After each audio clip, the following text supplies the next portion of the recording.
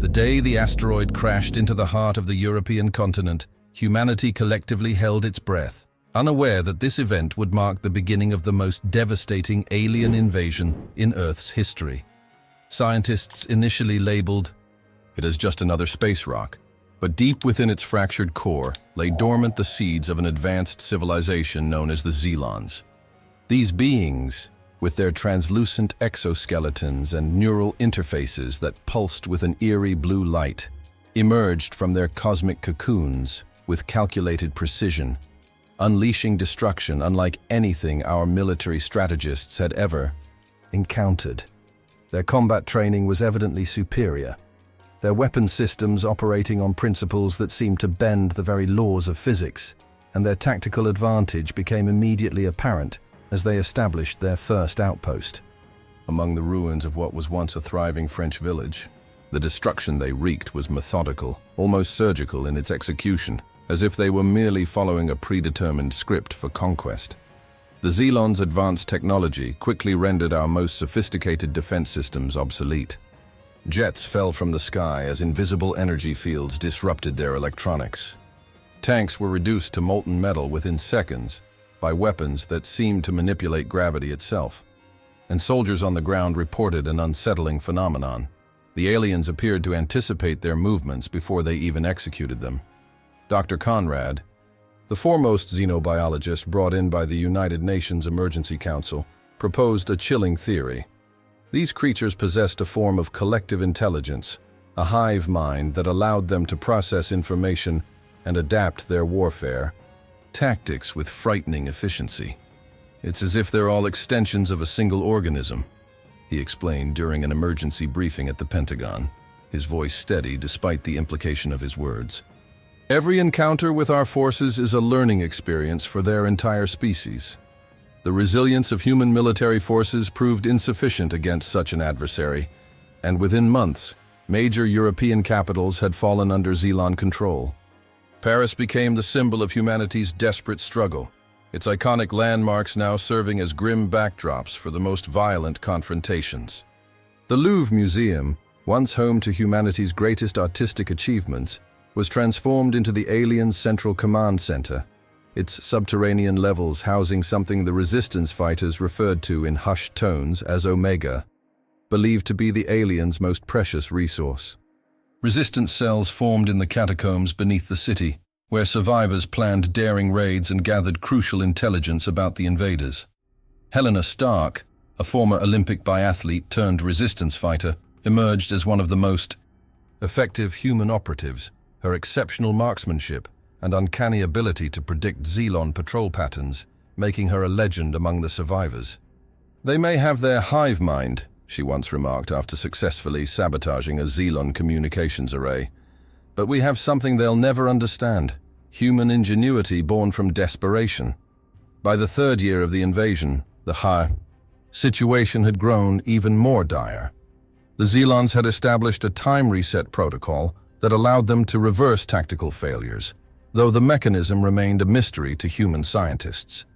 Reports from the few remaining functional military installations suggested that the aliens were mining Earth's resources at an alarming rate, presumably to fuel their expansion, or perhaps to construct something of cataclysmic proportion. The human resistance, fragmented and outgunned, clung to survival by adapting guerrilla warfare to urban environments. Underground networks of tunnels became the arteries of human civilization, where knowledge was preserved, strategies were developed, and a generation of children was raised on stories of an Earth they had never known. The paradox of fighting an enemy that seemed to exist partially outside conventional time-space constraints led many to lose hope, yet others found in this existential threat a unifying purpose that transcended previous human conflicts. Jonathan Mason, a public relations officer with the United States Space Force, had been documenting the invasion since its earliest days, his carefully maintained records becoming one of the most comprehensive chronicles of humanity's darkest hours. History needs witnesses, he would say, when questioned about the practical value of his work in the face of potential extinction. His background in military strategy, though theoretical rather than practical, provided him unique insights into the patterns of Xelon behavior. Through countless interviews with survivors of Xelon encounters, Mason began to identify inconsistencies in the aliens' seemingly perfect coordination, moments of vulnerability that might potentially be exploited. His observations eventually caught the attention of high command, though many dismissed his theories as the desperate reaching of a man trained to craft narratives rather than fight battles. If we're facing an enemy that operates as a single organism, Mason argued during a particularly heated strategy session, then there must be a central node, a brain, and every brain has its vulnerabilities. The turning point came during the battle for what remained of Stockholm, where human forces, implementing some of Mason's theoretical approaches, managed to capture a live Xelon Alpha, one of their commanding units. The creature was transported to a secure facility in what had once been a Norwegian military bunker, where Dr. Conrad led a team of scientists in studying the being. Their findings confirmed what many had suspected. The Xelons were indeed connected through a sophisticated neural network, but more importantly, they discovered that the connection wasn't entirely technological. It was partially biological, based on a complex exchange of pheromones and electromagnetic signals that mimicked Earth's own neural systems, but on a macro scale. This discovery represented the first real hope that humanity might find a way to disrupt the Xelons' perfect coordination. Every system has its breaking point, Dr. Conrad announced after weeks of relentless research.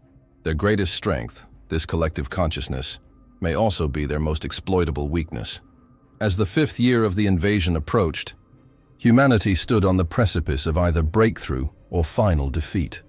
The knowledge gathered from captured Xelon technology and biological samples had allowed scientists to develop prototype weapons specifically designed to disrupt the aliens' neural network. But deploying these weapons would require getting dangerously close to the heart of Xelon territory. Military strategists around the world focused their attention on the historic battlefield of Verdun in northeastern France, where the aliens had established one of their largest processing facilities. The symbolism wasn't lost on the resistance. Leadership, Verdun, site of one of the longest and deadliest battles of the First World War, might once again become the stage for a desperate defense of human civilization. Intelligence reports suggested unusual activity beneath the ancient fortress city, possibly indicating the presence of a significant Xelon installation. As plans for an unprecedented coordinated assault took shape, Helena Stark was tasked with assembling an elite strike team capable of penetrating the Xelon's outer defenses. The ultimate mission was clear, even if the odds seemed insurmountable. Strike at the heart of the enemy and reclaim humanity's destiny. The Battle of Verdun began like all others before it, with the crushing expectation of defeat. Human forces had amassed in the shadows of the ancient fortress city, their advanced technology looking primitive compared to the Xelons' warfare tactics. Yet something was different this time. The resistance fighters moved with newfound purpose, their eyes fixed on Captain Helena Stark as she outlined the final phase of their desperate strategy. Her combat training had prepared her for many things, but not for becoming the symbol of humanity's last stand. The Xelons have advanced technology and collective intelligence, she told her troops, the morning fog swirling around her combat-worn figure. But they've never faced humans with nothing left to lose. Her words carried the weight of 5 years of accumulated loss, yet sparked a resilience that spread through the ranks like wildfire. No one expected what would unfold in the next 72 hours. A victory that would reshape the course of the war and rewrite the narrative of inevitable extinction. The first wave of the assault served as a tactical distraction, drawing the Xelons' attention to the western approach, while Stark led a smaller elite unit through the forgotten World War I tunnels beneath the battlefield.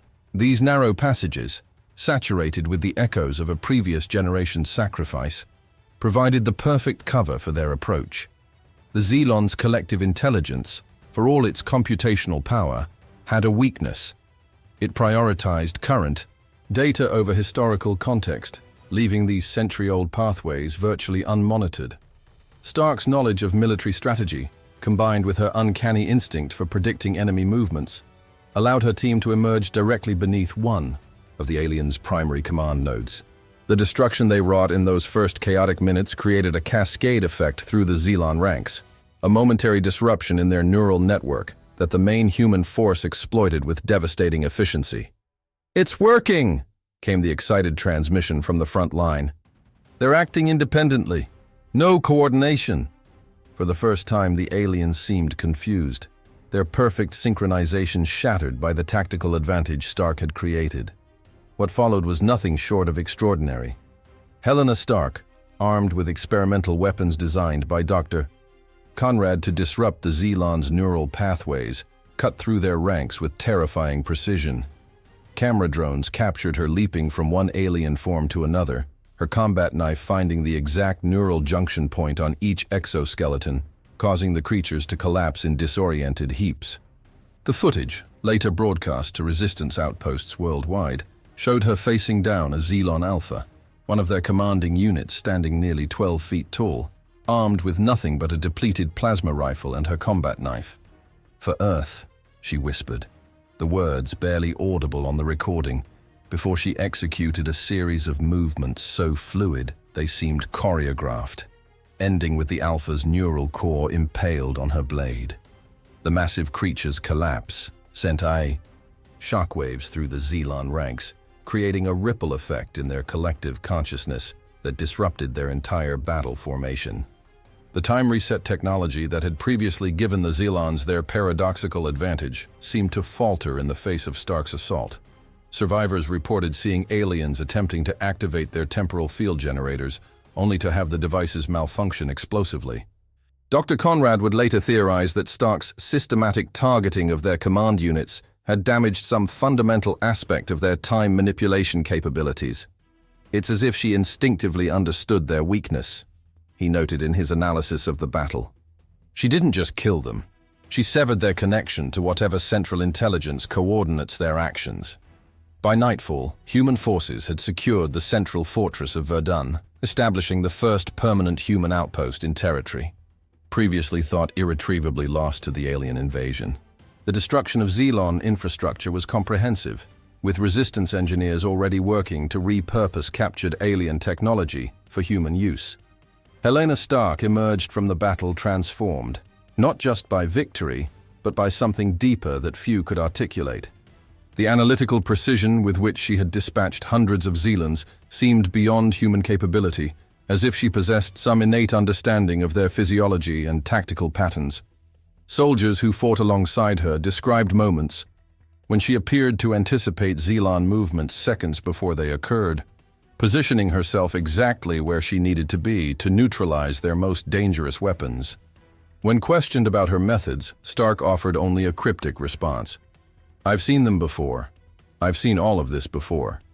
Military psychologists attributed her comments to the intensity of combat focus, but others whispered about her mysterious, three-day disappearance 6 months earlier, after which she had returned with an inexplicable mastery of Xelon combat formations. Whatever the source of her insight, the results were undeniable. Verdun had fallen back into human hands, and for the first time in 5 years, humanity had a foothold from which to launch a true counter-offensive. The ripple effects of the victory at Verdun spread rapidly through the global resistance network. Within weeks, recruitment for the human military had tripled, with volunteers flooding to training centers established in the secure underground facilities of former metropolitan subway systems. The psychological impact was perhaps even more significant than the strategic gains. After years of being hunted and exterminated, humans were beginning to see themselves as hunters again. Military strategists who studied the Verdun footage developed new combat techniques based on Stark's approach, focusing on disrupting the Xelon's neural network rather than attempting to match their advanced technology. Dr. Conrad's research team made significant breakthroughs in understanding the alien biology, developing more effective weapons specifically calibrated to exploit the weaknesses Helena had discovered. "What Stark accomplished at Verdun wasn't just a military victory," noted one senior commander. "She gave us a blueprint for defeating an enemy we thought unbeatable." Helena Stark's transformation from skilled fighter to legendary warrior happened virtually overnight. Resistance propaganda features displayed her image alongside historical figures like Joan of Arc and Boudica, modern legends born from humanity's darkest hours. Children in the underground shelters played Helena games, reenacting her famous battles against children dressed as Zealons. Military officials, recognizing her value beyond the battlefield, began bringing her into strategic planning sessions, where her intuitive understanding of Zealon behavior proved invaluable. "They're not invincible," she repeatedly told the generals as they planned their next offensive. "They're not gods or demons. They're just beings from another world, with different strengths and weaknesses. And now we know how to hurt them." Yet beneath her confident exterior, those closest to Helena noticed troubling signs.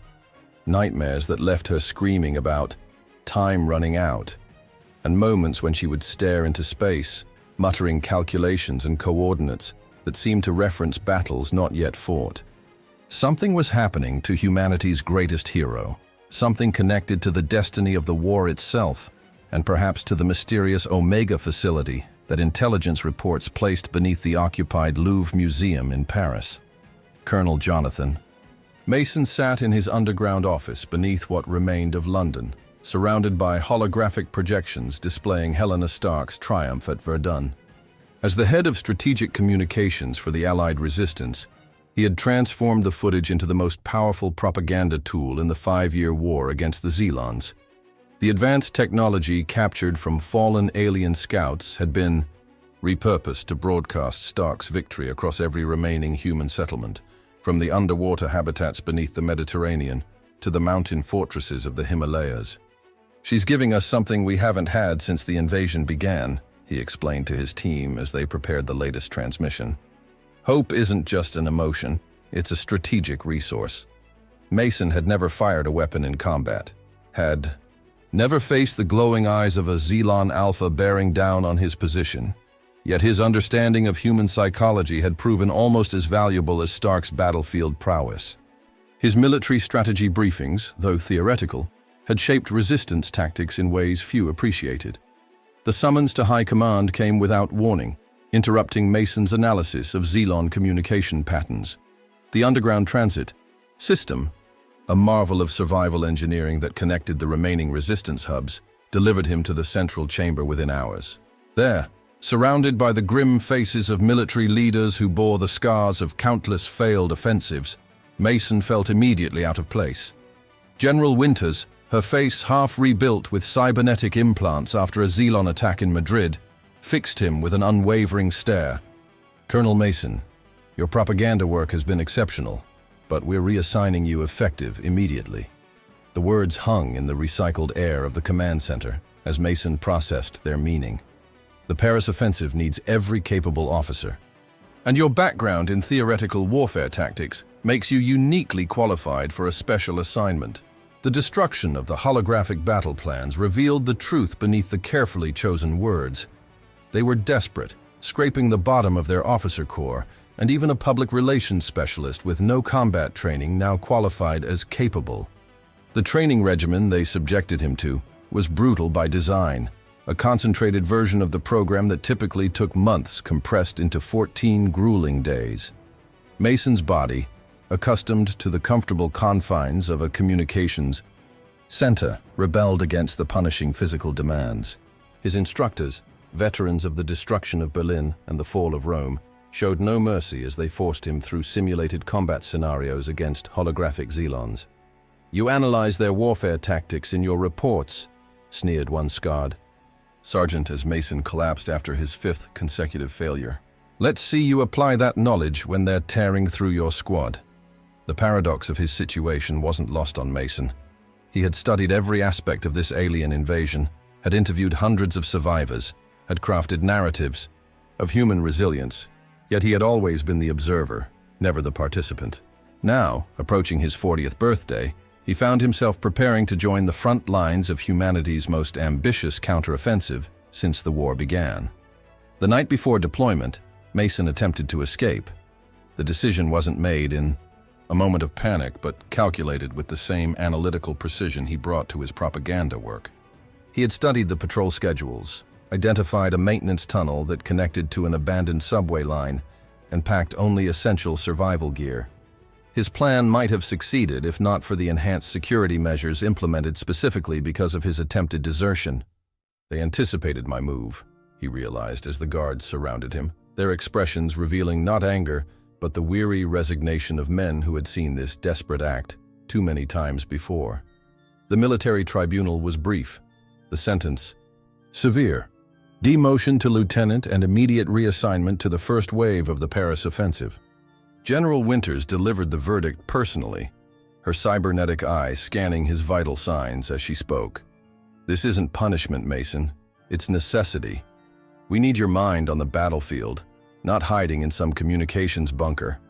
The transport to the forward operating base outside Paris was silent, the soldiers around Mason maintaining a careful distance from the disgraced officer. Through the armored viewport, he caught glimpses of the French countryside, once renowned for its pastoral beauty, now transformed by alien terraforming into something otherworldly. Massive crystalline structures punctured the landscape like the spines of some colossal beast, pulsing with the same eerie blue energy that powered all Xenon technology. As they approached the outskirts of what had once been the City of Light, Mason observed the tactical advantage the invaders had established. Their command center beneath the Louvre provided them a central position from which to control the entire region. The Omega facility, whatever it might be, remained the most closely guarded Xenon secret and the primary target of their offensive. "You'll be under Captain Stark's direct command," the transport officer informed him as they began their descent into the camouflaged landing zone. "Try not to get her killed with your incompetence." His first meeting with Helena Stark defied all expectations. Mason had crafted her public image, had written the speeches that accompanied the broadcasts of her victories, yet the woman who stood before him in the dimly lit command tent seemed simultaneously larger and smaller than her legend. Her physical presence was unimposing, barely 5.5 feet tall, her frame lean and economical rather than powerful. But she radiated an intensity that made the combat-hardened soldiers around her seem diminished by comparison. "Lieutenant Mason," she said, his demoted rank emphasized with subtle precision. "I've read your analysis of Xenon combat patterns. Impressive theoretical work." There was no mockery in her tone, only a clinical assessment that somehow cut deeper than any insult. "Tomorrow, we'll see how theory translates to practice." She handed him a combat uniform modified with experimental technology developed by Dr. Conrad, neural interfaces designed to enhance reaction time and provide real-time tactical data. "These haven't been fully tested," she added, something like amusement flickering in her eyes. "Consider yourself part of the research team." The final briefing revealed the true scope of their mission and the desperate gamble the Resistance leadership was taking. Intelligence gathered from captured Xelons suggested that the Omega facility housed not just a command center, but something fundamental to the aliens' presence on Earth, possibly the central hub of their collective intelligence network. "We believe," Dr. Conrad explained via secure holographic link, "that the Xelons aren't just connected, they're extensions of a single entity, an organic supercomputer of sorts that we've designated Omega. The destruction of this central brain," he theorized, "might not just disrupt the aliens' coordination, but potentially eliminate their entire presence on Earth." The plan called for a multi-pronged assault, with Stark's team penetrating the Louvre while diversionary forces engaged the Xelons throughout the city. Mason found himself assigned to Stark's direct squad, a position that veterans immediately recognized as both an honor and a death sentence. "First wave has a projected survival rate of 12%, whispered the soldier beside him, her face bearing the distinctive scarring of a previous encounter with Xelon energy weapons. "But with Stark, maybe 15, lucky you." That night, unable to sleep despite the chemical sedatives included in their pre-battle rations, Mason found Helena Stark alone on the observation platform overlooking what remained of Paris. The Eiffel Tower, partially collapsed and incorporated into a massive Xelon structure, stood as a grotesque monument to humanity's fallen achievements. "Beautiful in its way," Stark commented as he approached, not turning to look at him. "They're reshaping our world to match their vision, just as we would do if we found a habitable planet." There was something in her voice that Mason couldn't reconcile with the warrior of legend, a detachment that bordered on admiration. "You're afraid," she continued, finally meeting his gaze. "Good. Fear keeps you alert. But remember something, Lieutenant. Tomorrow isn't about survival. It's about buying time." Before he could ask what she meant, Stark handed him a small device unlike any human or Xenon technology he'd seen. "If I fall, use this. You'll know when." With those cryptic words, she left him alone with the alien landscape and the creeping certainty that their mission involved dimensions beyond the simple military victory they had been briefed on. The ultimate mission, he suspected, had variables that even the High Command wasn't privy to. Variables somehow connected to the strange device now weighing heavily in his pocket and to the mysterious confidence of a woman who fought as if she'd seen every battle before it happened. The assault on Paris began at dawn, the sky painted in shades of amber and crimson, as if the heavens themselves were bleeding for humanity's last stand. Lieutenant Mason moved with his squad through the ruins of what had once been the artistic heart of human civilization, now transformed by Xenon architecture into something both beautiful and horrifying. The alien structures pulsed with that distinctive blue energy, creating an ethereal glow that illuminated their advance. Mason's combat training, theoretical as it was, hadn't prepared him for the sensory assault of actual warfare. The acrid smell of ionized air after a Xenon energy discharge, the strange harmonic vibration that preceded their ambushes, the way their advanced technology seemed to bend not just the laws of physics, but reality itself. "Stay close," Stark ordered as they navigated through a half-collapsed apartment building. "Their patrols are synchronized to a pattern we can exploit if we time our movements precisely." The tactical advantage of her battlefield awareness was immediately apparent. 3 times they avoided Xenon detection by mere seconds, as if she knew exactly when and where the enemy would appear. The first real engagement came as they approached the Seine, the once majestic river now covered with a crystalline material that amplified the alien communication signals. A squad of Xenon scouts emerged from what remained of a cafe, their sensors immediately locking onto the human intrusion. Mason froze, his theoretical knowledge of alien warfare tactics suddenly inadequate in the face of actual combat. Time seemed to slow as the lead Xenon raised its weapon, the barrel glowing with building energy. In that moment, Mason's training evaporated, replaced by primordial fear that locked his muscles and clouded his judgment. He was vaguely aware of Stark shouting something, of other squad members returning fire, but all he could focus on was the Xenon targeting him, its multifaceted eyes displaying what almost looked like curiosity. The paradox of his situation struck him with perfect clarity. After years of analyzing these creatures, of dissecting their strategy and psychology, he was about to die without ever truly understanding them. The beam of energy that struck his chest didn't hurt as he'd expected.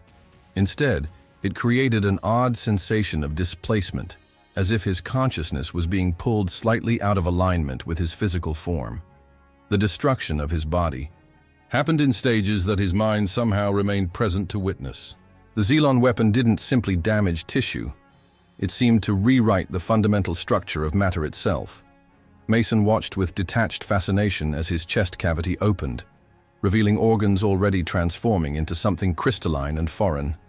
He collapsed beside a fallen Xenon, one of several cut down by Stark's impossible precision. As his vision darkened around the edges, Mason noticed something extraordinary. His blood, pooling on the broken pavement, was mingling with the luminescent fluid leaking from the alien's exoskeleton. Where the two liquids met, a strange reaction occurred. Tiny sparks of energy creating a microcosmic light show visible only to his dying eyes. Fascinating, he thought, the scientist in him maintaining curiosity even as life ebbed away.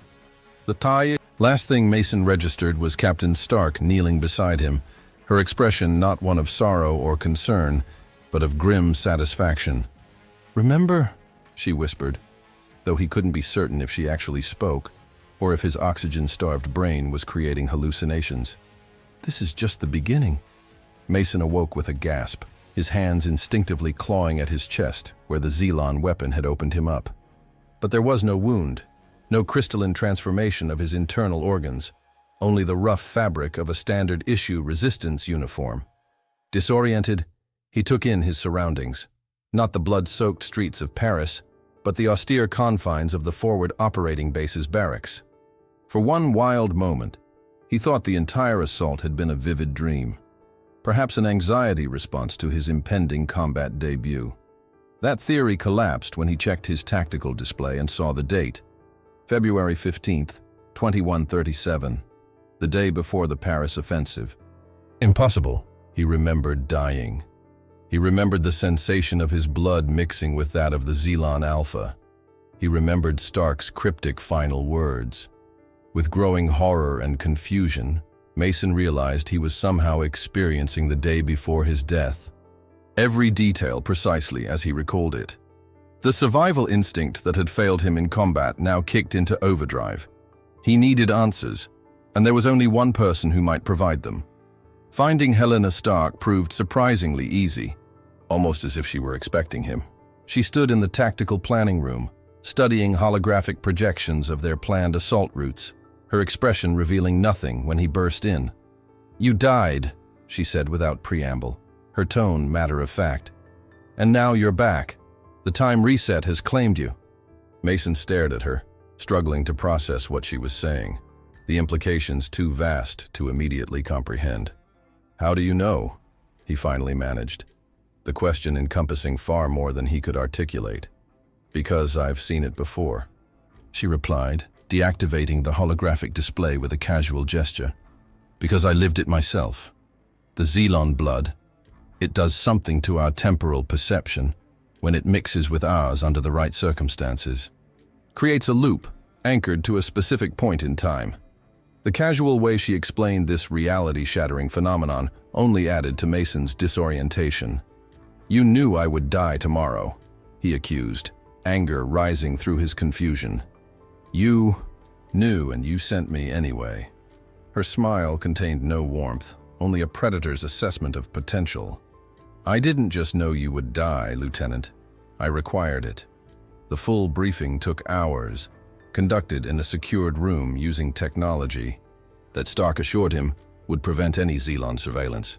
The aliens' collective intelligence, she explained, existed partially outside normal temporal constraints, an evolutionary adaptation that gave their species extraordinary advantages. Their warfare tactics aren't just advanced, she clarified. They're informed by multiple timeline iterations simultaneously. The time loop phenomenon that Mason now experienced was actually an unintended consequence of their biology interacting with human physiology, a side effect that created an opportunity within their otherwise impenetrable temporal advantage. "I discovered it by accident," Stark admitted. 3 years ago, during a failed mission in Barcelona. I died with a Xelon's blood mingling with mine, and woke up the previous day. It took me dozens of loops to understand what was happening. Hundreds. More to learn how to use it. Mason struggled to reconcile this information with his understanding of physical reality, with everything his scientific training had taught him about the immutable laws of causality. "How many times have you lived through this war?" he asked, unsure if he truly wanted the answer. "Enough to know exactly what needs to happen," she replied, her eyes revealing the burden of countless iterations, countless failures, countless deaths. The training began immediately, with Stark explaining that each death would reset the loop to its fixed point. In Mason's case, the morning before the Paris offensive. "We'll use this," she stated, already plotting their course. "Your theoretical knowledge of Xelon behavior combined with the practical application of combat experience, refined over hundreds of loops, you'll become the perfect weapon." The paradox of her plan wasn't lost on Mason. She intended to kill him, repeatedly, to transform him from a liability into an asset through a process of accelerated evolution that violated every natural law. "Why me?" he demanded, as they prepared for his first training death, a clinical term that made his skin crawl. "Why not choose an actual soldier?" Stark's expression softened momentarily, a glimpse of the woman beneath the legendary warrior. "Because of all the scenarios I've lived through, all the variables I've tested, you're the only one who consistently makes it to the Omega when properly prepared. There's something about your mind, the way you think. The Xelons have more difficulty tracking your movements, predicting your choices. She raised the pistol, aiming at his heart with unwavering precision. And because in every timeline where humanity survives, you're there at the critical moment. Ready? Before he could respond, the weapon discharged, and darkness claimed him once more. Mason's second death came quicker than his first, barely 30 minutes into the Paris offensive, caught by a Xelon energy blast while attempting to implement a tactical maneuver that had seemed sound in theory. His third lasted longer, making it nearly 2 hours before a building collapse separated him from Stark's protective expertise. By his 10th death, patterns began to emerge, not just in the Xelon's patrol routes and response strategies, but in the very fabric of the time loop itself. He noticed that while major events remained fixed, small details varied slightly with each iteration, as if reality itself possessed a quantum uncertainty that allowed for minor adjustments within the loop's framework. This discovery ignited Mason's analytical mind in ways that simple combat training never could. "It's not a perfect reset," he explained to Stark after his 15th resurrection, mapping the variations he'd observed. "There's flexibility within the system, room for genuine change."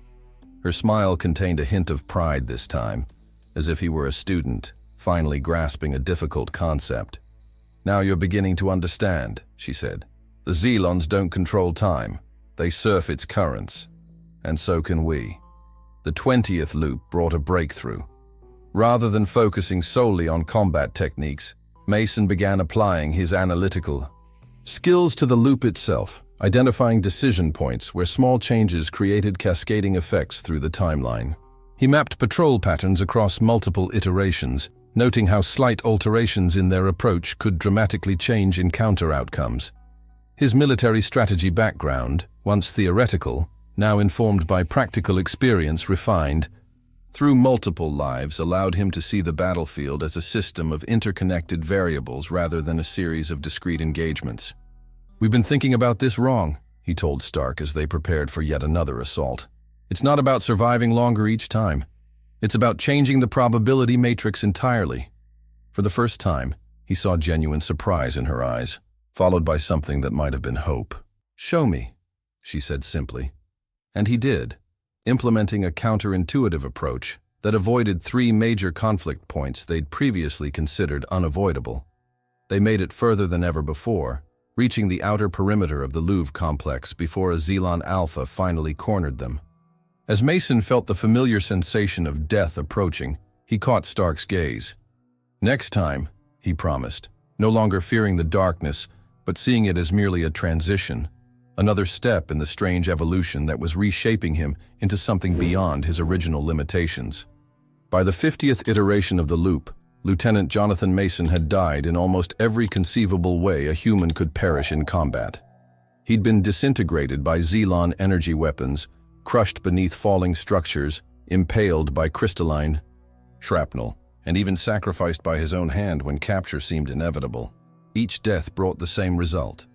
Awakening on the morning before the Paris offensive, mind intact, body restored, and knowledge accumulated.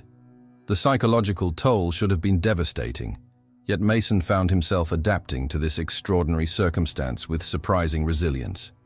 "The human mind is remarkably plastic," Dr. Conrad observed during one iteration when Mason sought his insight.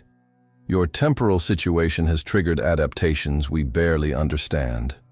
The destruction of normal time perception had paradoxically given Mason a unique tactical advantage, an ability to perceive patterns across multiple probability streams that even the Xelon's collective intelligence couldn't match. Each loop added another layer to his understanding, another piece to the complex puzzle of alien psychology and advanced technology that had once seemed impenetrable. Helena Stark proved to be both a brutal instructor and an irreplaceable ally.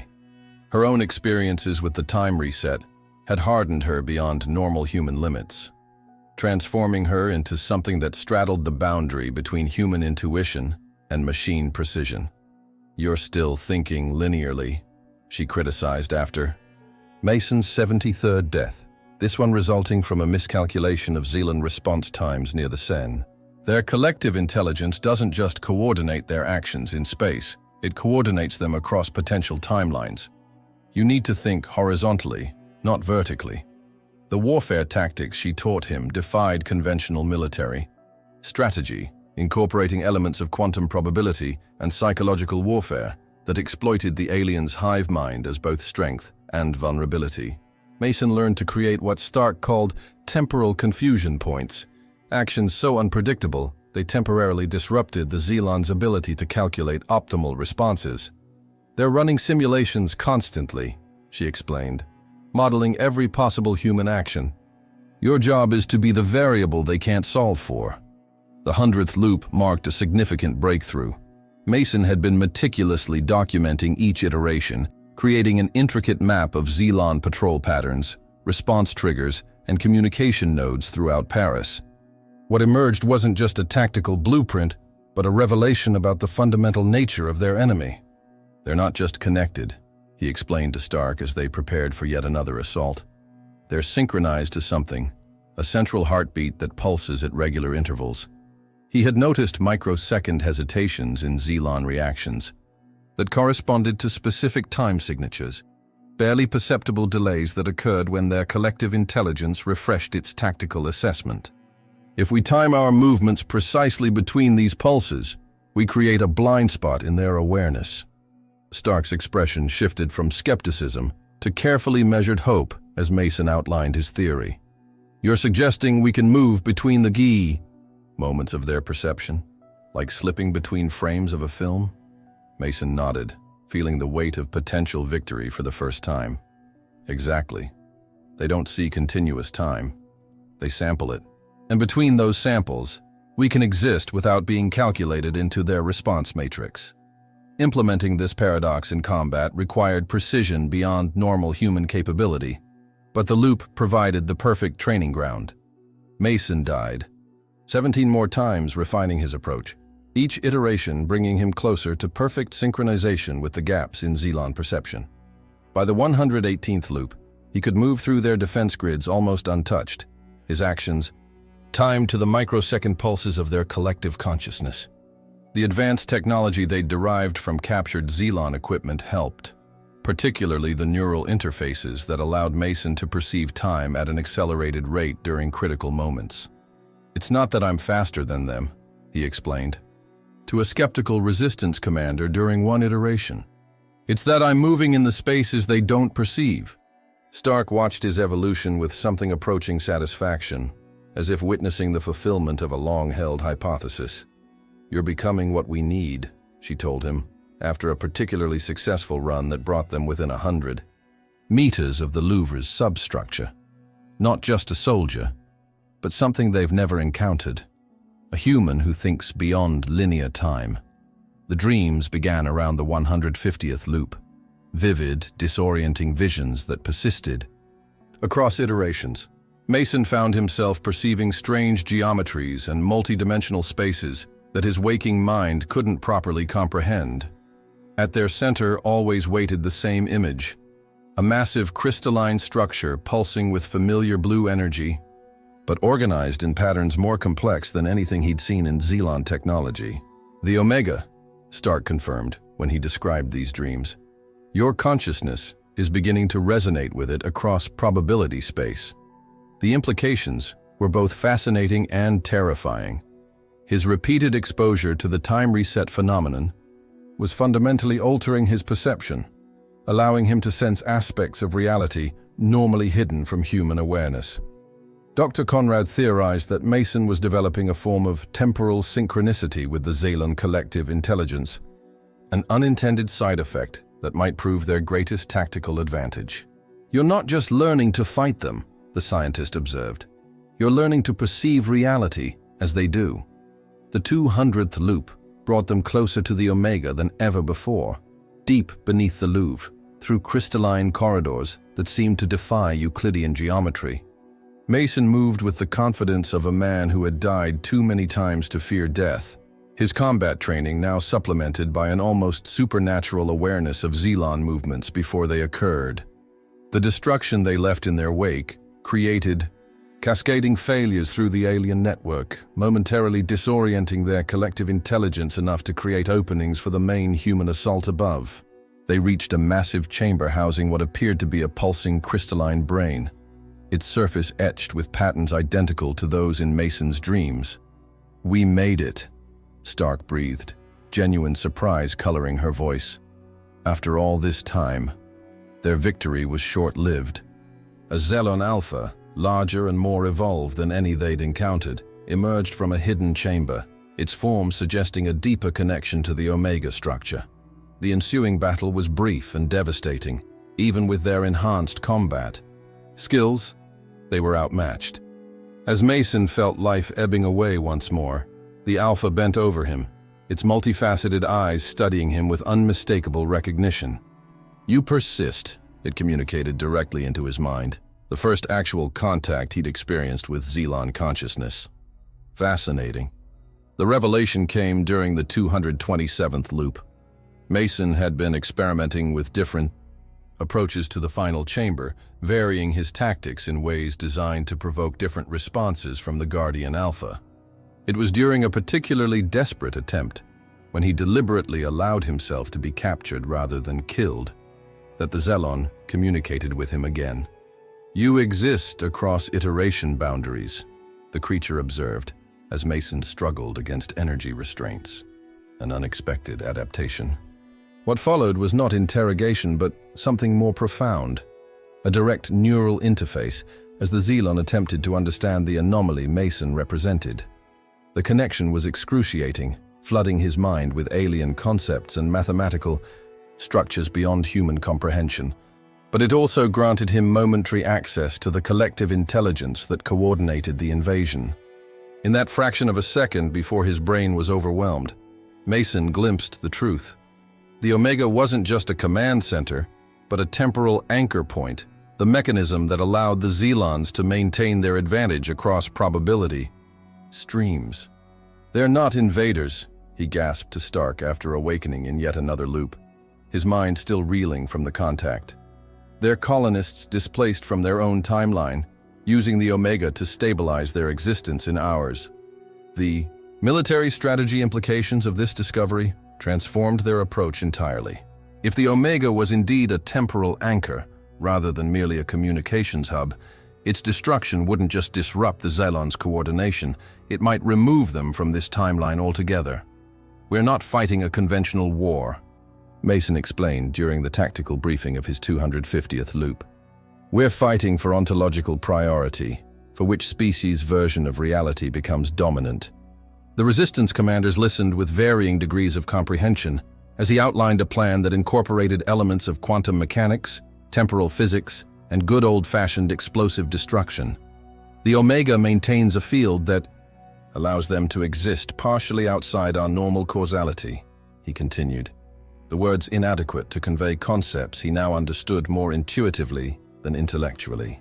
"If we collapse that field at precisely the right moment, we don't just defeat them, we retroactively prevent their successful invasion."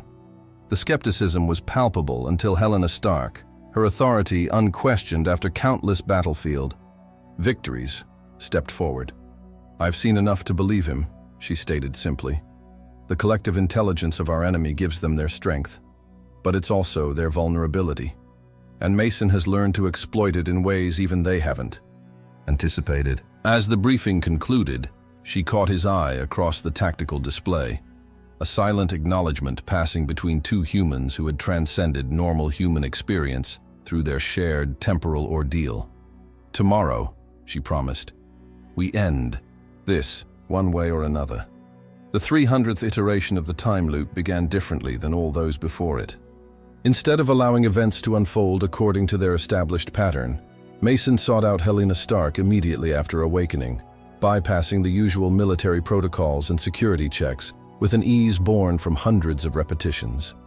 He found her in the weapons testing facility, calibrating a prototype rifle designed to disrupt Xelon neural pathways. "We need to talk," he said simply, and something in his voice, a certainty, a weight of experience that matched her own, made her set aside her work without question. The advanced technology of the testing chamber provided the perfect cover for their conversation, its energy field scrambling any potential Xelon surveillance. "I know about your blood transfusion," Mason began, watching her carefully. I know. You had the reset ability before me. I know you lost it. The shock that flickered across her face was genuine. This was information she had never shared with him across any of the loops he'd experienced. How did you... she started, then stopped, her tactical mind quickly assembling the possibilities. You've been communicating with the collective intelligence, she concluded, her hand instinctively moving toward her sidearm. They showed you. The tense standoff lasted only seconds before dissolving into something more complex.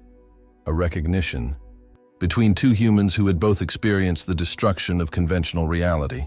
Not willingly, Mason clarified, making no move to defend himself, despite the weapon now aimed at his heart. During my last loop, I was captured instead of killed. The Alpha interfaced directly with my consciousness, tried to understand what I am, how I persist across timeline resets. The information transfer went both ways.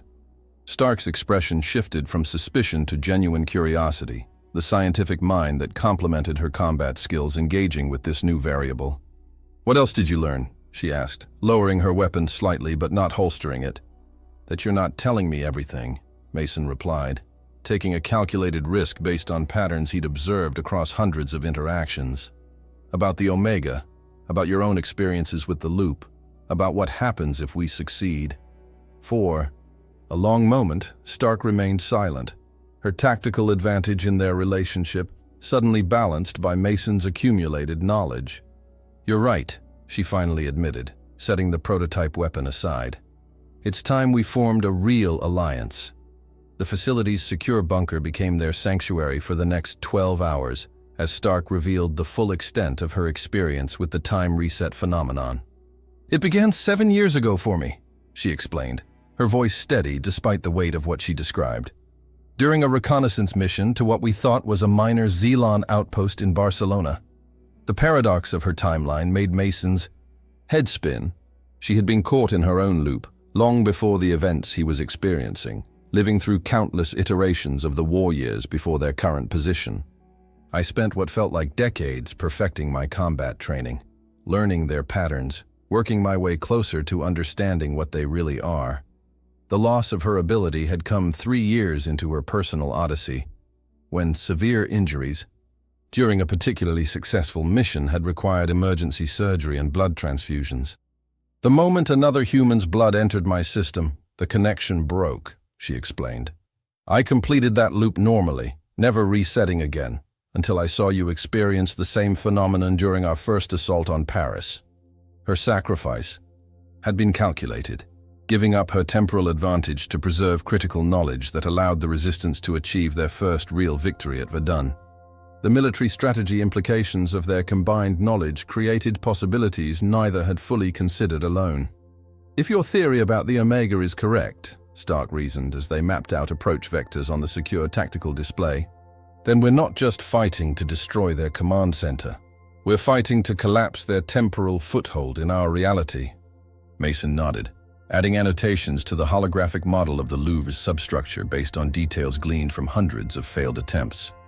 The collective intelligence uses the Omega as an anchor point, maintaining their existence across probability streams. But there's something we've been missing.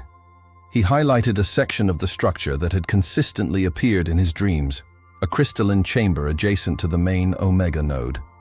Every time we've reached the central chamber, we've triggered the Alpha's intervention before accessing this secondary structure. I think that's where the actual temporal mechanics are housed.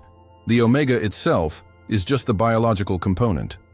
Their warfare tactics evolved into something beyond conventional military doctrine, incorporating elements of temporal strategy that exploited the very mechanisms the Xelons used to maintain their advantage.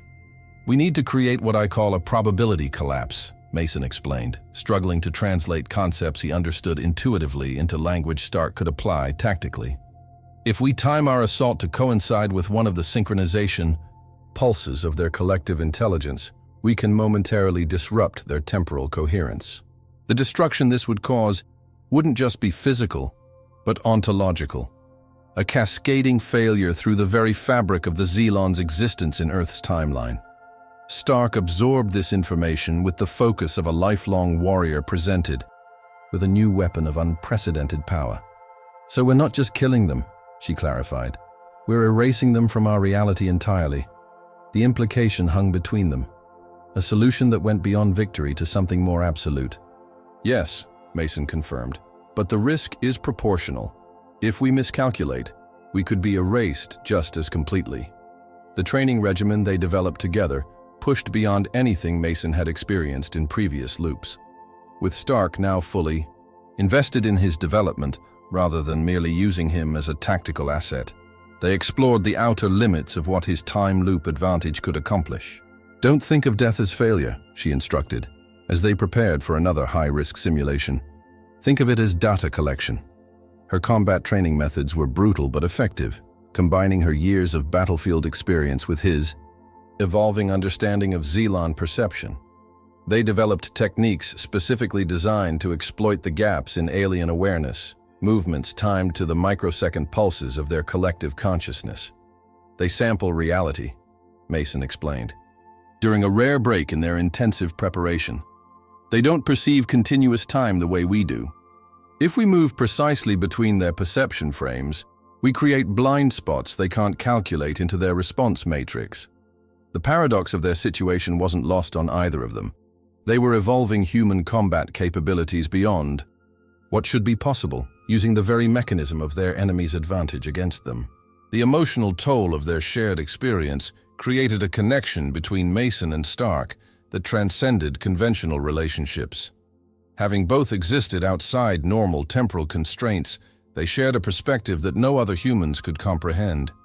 "Do you ever wonder," Mason asked during their 312th iteration, after a particularly brutal training session had ended in his necessary execution to reset the loop, "if we're still human after all this?" Stark's expression revealed rare vulnerability as she cleaned the blood from the knife she'd used to deliver the killing stroke with clinical precision. "I wonder if humanity itself is just a phase state," she replied, her scientific mind engaging with the philosophical implications of their situation. Maybe the ability to adapt to these temporal conditions is the next evolutionary step. Their conversations increasingly blended tactical planning with profound existential questions. Discussions of resilience and determination in the face of forces that should have rendered human resistance meaningless. "The Xelons don't understand sacrifice," Stark observed. "Their collective intelligence optimizes for survival of the whole, not the transcendent potential of the individual.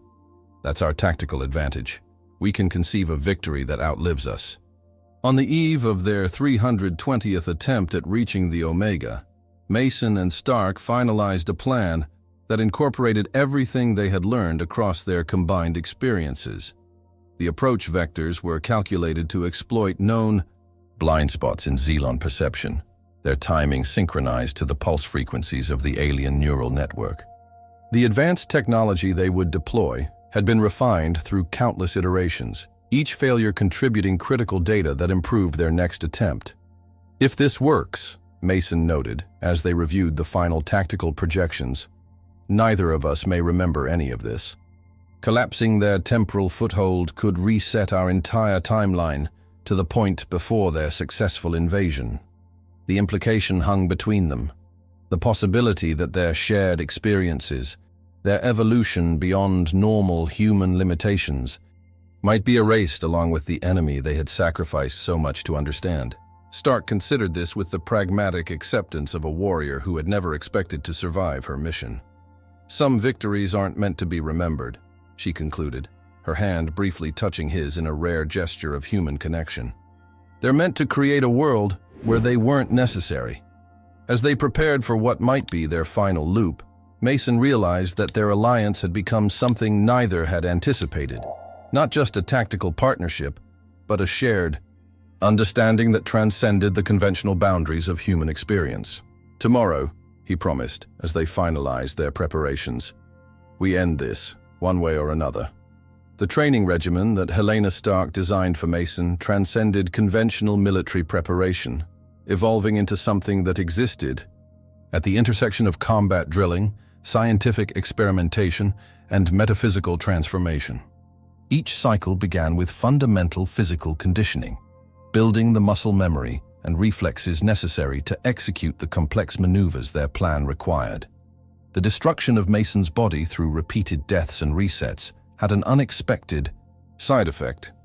With each iteration, his physical form seemed to retain subtle adaptations, as if the time loop phenomenon was gradually rewriting his baseline physiology. Your neural pathways are reinforcing across reset points, Dr. Conrad observed during the 350th loop, examining scans that revealed unusual patterns of brain activity. It's as if your nervous system is developing a form of quantum memory, retaining optimizations despite the temporal reset. This discovery transformed their approach to combat training, focusing on movements that exploited these persistent physiological changes, creating a fighting style uniquely adapted to Mason's evolving capabilities and the specific vulnerabilities of their Xelon adversaries. Stark's methods were relentless, pushing Mason to and beyond the limits of human endurance, using death itself as both teaching tool and reset button.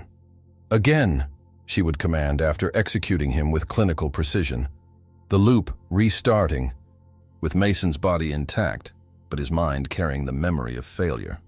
Focus on the microsecond between the alpha's perception pulse and its response formulation.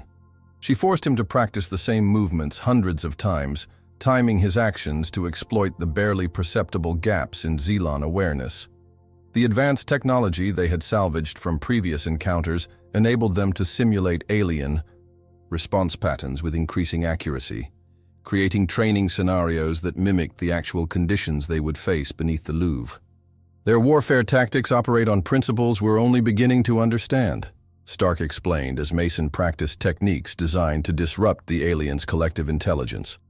They don't just coordinate their actions, they distribute consciousness across multiple units, making each individual Xelon both autonomous and part of a greater whole.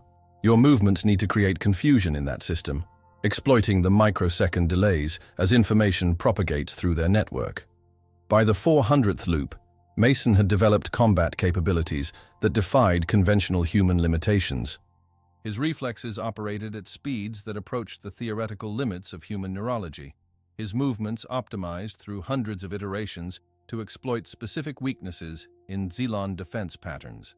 The tactical advantage of his temporal repetition combined with Stark's expertise transformed him from a communications officer into something unprecedented, a warrior whose combat experience spanned hundreds of lifetimes compressed into a single continuous consciousness.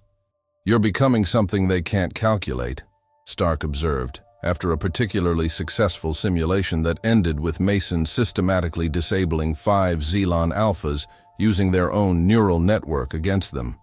Their collective intelligence operates on prediction algorithms based on human behavioral patterns, but your experience exists outside those parameters. The paradox of his evolution wasn't lost on Mason.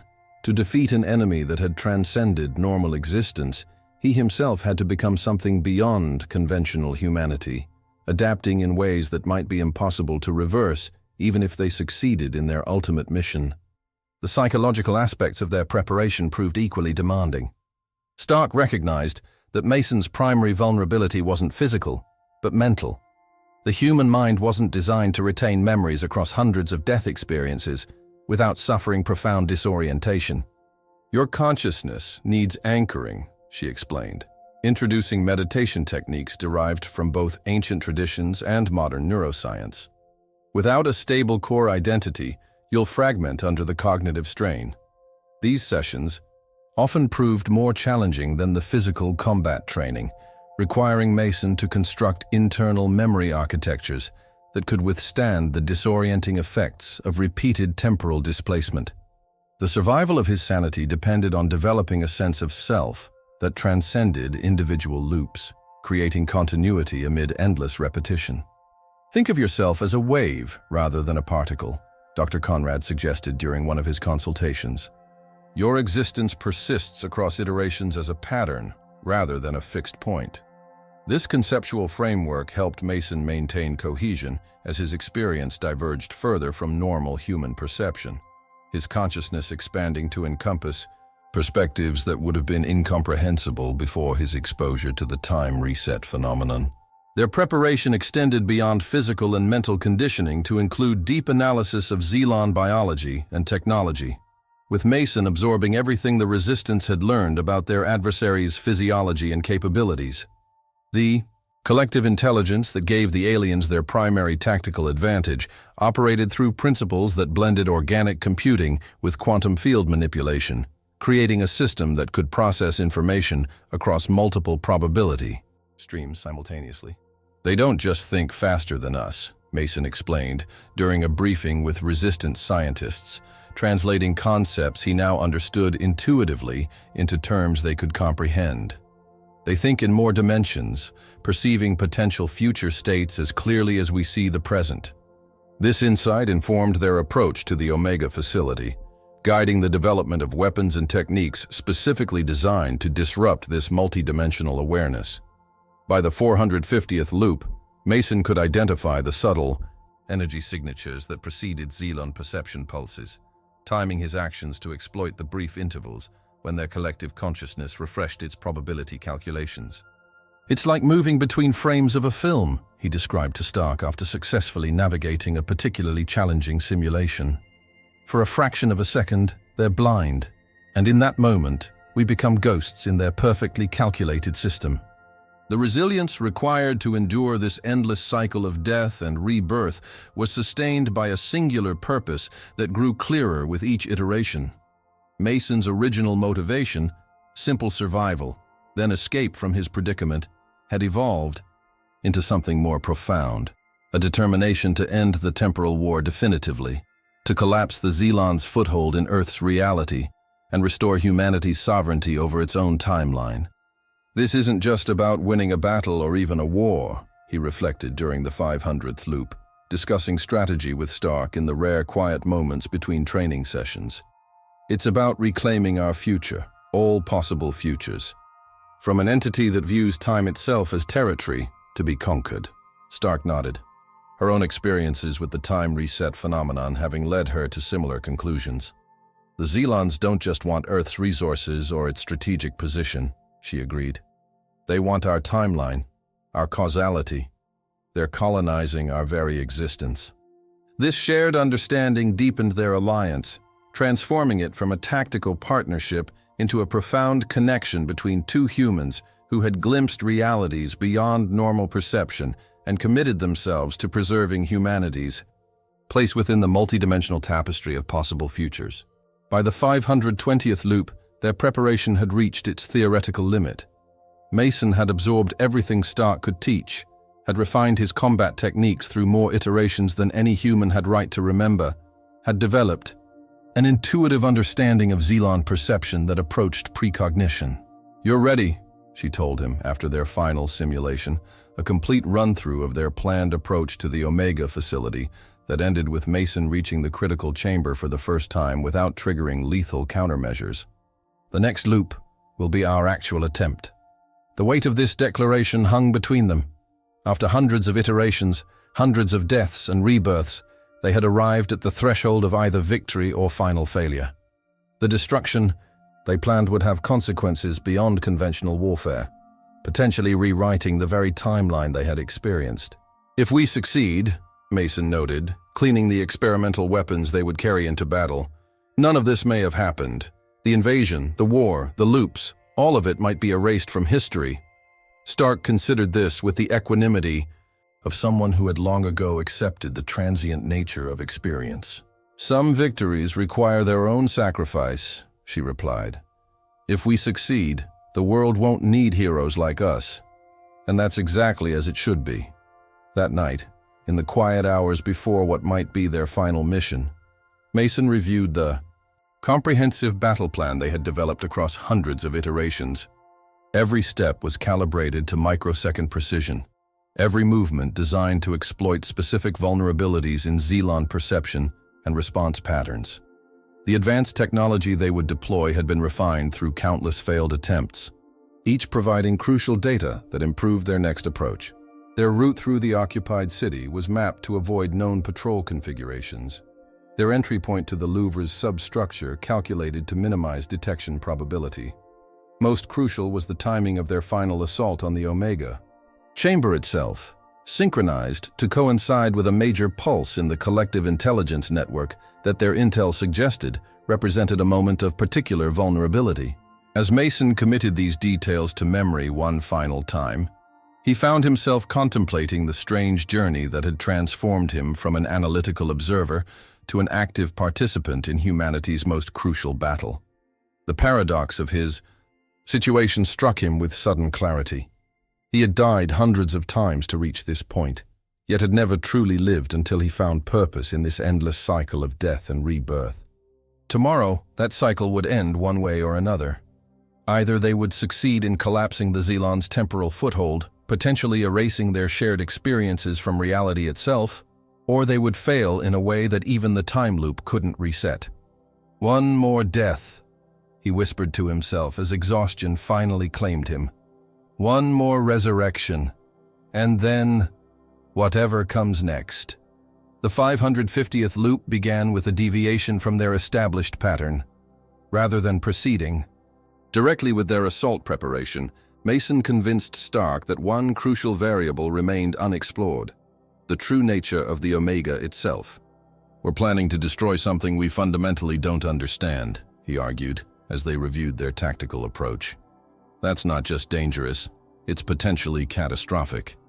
His time in the loop had given him a growing sense that the Xelon's presence on Earth represented something more complex than simple invasion, a hypothesis strengthened by his brief mental connection with the Alpha during previous iterations. The destruction they planned might have consequences beyond their calculations if the Omega's function was more intricate than they had assumed. Stark, ever the pragmatist, initially resisted this detour from their carefully calibrated plan. "Understanding won't matter if we fail to reach the target," she countered, her combat training prioritizing action over analysis. Yet something in Mason's certainty eventually swayed her, perhaps a recognition that after hundreds of loops, his intuition had evolved into something approaching temporal insight. "One iteration," she conceded. "We use this loop for reconnaissance. Only, no attempt on the Omega." Their search for deeper understanding led them to Dr. Conrad, the Resistance's foremost expert on Xelon biology and technology. Unlike previous loops where they had consulted him purely on tactical matters, this time Mason sought the scientist's theoretical insights into the collective intelligence that coordinated the alien presence. Based on tissue samples from captured specimens, we've determined that individual Xelons aren't autonomous entities in the way humans are, Conrad explained, displaying holographic models of the aliens' neural structures. They're more like extensions, specialized appendages of a central consciousness that maintains cohesion across their entire species. The advanced technology they had recovered from fallen Xelons supported this hypothesis, showing communication patterns that resembled internal bodily functions more than conventional information exchange.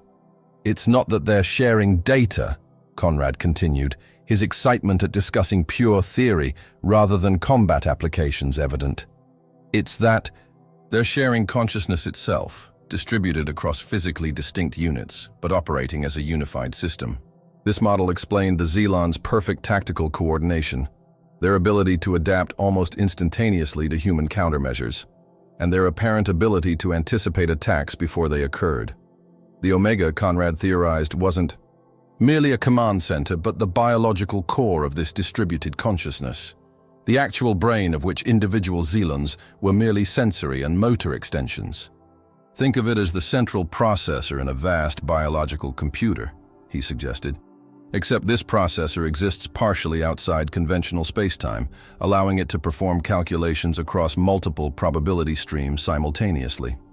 This paradox of existence, being both physically present in Earth's reality while maintaining connections to other temporal dimensions, gave the Xelons their primary tactical advantage in the war.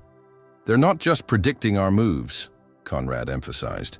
"They're observing variants of those moves across adjacent timelines and optimizing their responses accordingly." The implications of this theory transformed Mason's understanding of both their enemy and the time reset phenomenon he had experienced. If the Omega existed partially beyond normal causality, then destroying it wouldn't just eliminate the aliens' coordination. It might fundamentally alter the temporal mechanics that allowed them to maintain their foothold in Earth's reality. Mason's recurring dreams of crystalline structures suddenly took on new significance in light of Conrad's explanations. "I think I've been perceiving the Omega directly," he realized, describing the complex geometries and multi-dimensional spaces that had haunted his sleep across hundreds of iterations. Not physically, but through some kind of temporal resonance created by my exposure to the reset phenomenon. Conrad's scientific curiosity was immediately engaged by this possibility, leading him to conduct a series of tests on Mason's brainwave patterns during both waking and sleeping states. The results confirmed an extraordinary hypothesis. Mason's consciousness was indeed exhibiting synchronization with frequencies that matched recorded Xenon neural signatures. "Your repeated experience of the time loop has created a form of quantum entanglement between your perception and their collective intelligence," Conrad explained, struggling to translate complex temporal physics into comprehensible terms. "You're not just dreaming about the Omega, you're receiving direct impressions of it across probability space." This unexpected connection provided them with their most valuable intelligence yet. Mason's dreams contained structural details of the Omega facility that no human reconnaissance had ever obtained. Working with Conrad and a team of resistance engineers, he translated these impressions into detailed schematics, mapping sections of the subterranean complex beneath the Louvre that had remained hidden in all previous approaches. "The central chamber houses the biological component," Mason explained as they constructed a holographic model based on his visions. "But the actual temporal mechanics are maintained by these secondary structures." He indicated crystalline formations that branched outward from the main chamber, their arrangement following mathematical patterns too complex for conventional analysis. "These aren't just support systems. They're probability anchors, maintaining the Xelon's connection to their origin point across dimensional boundaries. The destruction they had previously planned would have been insufficient, targeting only the visible manifestation of the Omega while leaving its temporal foundations intact. We wouldn't have just failed," Stark realized as the implications became clear. "We might have destabilized their temporal foothold without collapsing it, potentially causing even greater damage to our timeline." The revelation about the Omega's true nature and function led to a fundamental recalibration of their strategy. If the alien collective intelligence maintained its presence in Earth's reality through complex temporal mechanics rather than simple physical occupation, then conventional warfare tactics were fundamentally inadequate. "We're not just fighting in three-dimensional space," Mason explained during an emergency briefing with resistance leadership. "We're fighting across probability space, across all potential versions of this conflict simultaneously." The resilience of the Xelon invasion, despite significant human victories, suddenly made perfect sense. They weren't merely adapting to setbacks, but actively selecting optimal timelines from a multitude of possibilities, shifting their resources and focus to versions of reality where their advantage was greatest. "That's why Verdun was so significant," Stark realized. "It wasn't just that we won a battle. It's that we won it decisively across enough probability streams to force them to commit to this particular timeline. As their understanding deepened, so too did the urgency of their mission." Conrad's analysis of temporal energy readings from the Paris region indicated increasing fluctuations in the fabric of reality surrounding the Louvre complex. "The Omega is preparing for something," he warned, displaying graphs that showed exponential growth in what he termed probability distortion fields emanating from the alien headquarters. "These patterns suggest they're not just maintaining their foothold in our timeline, they're preparing to expand it, to permanently anchor their presence in a way that would make their invasion irreversible." This ultimate mission of the Xelons wasn't simply conquest but ontological replacement, the systematic substitution of human causality with their own. "They're not just taking our planet," Mason realized with growing horror. "They're taking our reality, rewriting the fundamental laws that govern human existence to make them compatible with their own nature." The timeline they currently inhabited represented just one front in a war being fought across dimensions of experience that most humans couldn't even perceive. On the evening before they would reset the loop for their final assault, Mason and Stark reviewed everything they had learned about the true nature of their enemy. The Omega wasn't just the brain of the Xelon collective intelligence, it was their point of origin, the dimensional gateway through which they had entered Earth's timeline, and the anchor that maintained their existence within it. Its destruction would require more than conventional weapons. It would demand perfect synchronization with the temporal pulses that sustained the aliens' presence in this reality. "We'll have one chance," Mason noted as they finalized their approach, incorporating the new structural details gleaned from his dream visions. "The moment we breach the central chamber, they'll detect the threat and attempt to shift probability, to select a timeline where we fail." Stark nodded, her expression revealing both determination and a rare moment of vulnerability as she contemplated the culmination of her years-long battle. "Then we'll just have to ensure this is the only timeline that matters," she replied, her hand briefly touching his in a gesture that acknowledged their shared journey across hundreds of iterations, hundreds of deaths and rebirths. "Tomorrow," she promised, "we end this, not just for one version of Earth, but for all possible futures where humanity deserves to write its own destiny." Dawn broke over the ruins of Paris with an eerie crimson glow, as if the sky itself were bleeding in anticipation of the battle to come.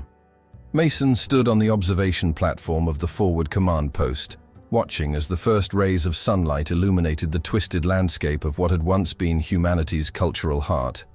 The Eiffel Tower, now partially integrated into a massive Zeeland structure, cast an alien shadow across the Seine, its familiar silhouette transformed into something that straddled the boundary between human achievement and extraterrestrial architecture.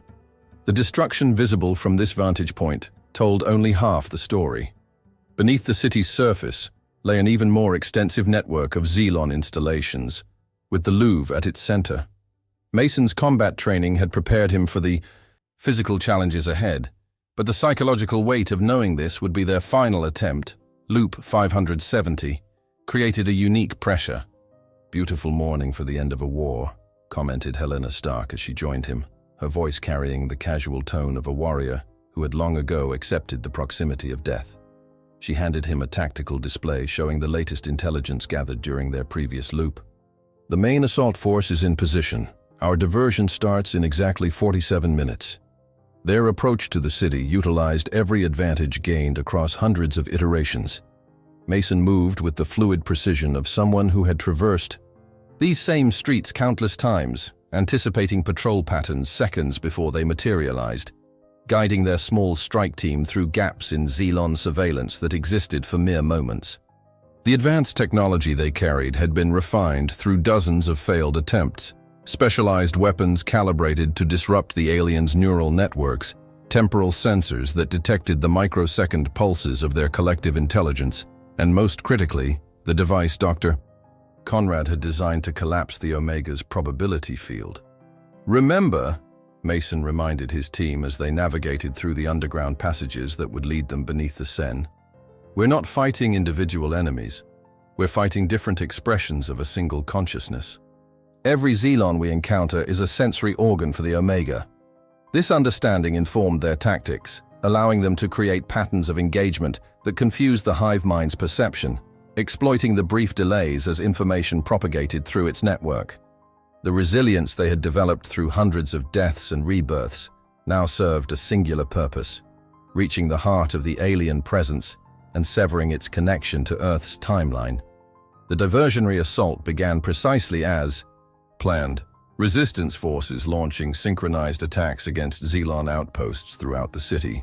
From their position in the ancient catacombs beneath Paris, Mason's team could feel the reverberations of the battle above, the thunderous impacts of advanced weaponry against alien defenses, creating tremors that dislodged centuries-old human remains from their resting places. "They're responding exactly as predicted," reported their tactical officer, monitoring Zeeland movements through captured alien technology. 97% of their combat units are being redirected to the surface engagements. This tactical advantage would be temporary. The collective intelligence would eventually recognize the pattern from previous encounters and adapt its strategy. But it created the window they needed to approach the Louvre's substructure undetected. Mason led them through passages that didn't appear on any human maps, routes he had discovered through hundreds of failed attempts, and now navigated with the confidence of perfect familiarity. 3 minutes to contact point, he announced as They reached the ancient foundations beneath the museum complex. Synchronized temporal markers on my mark.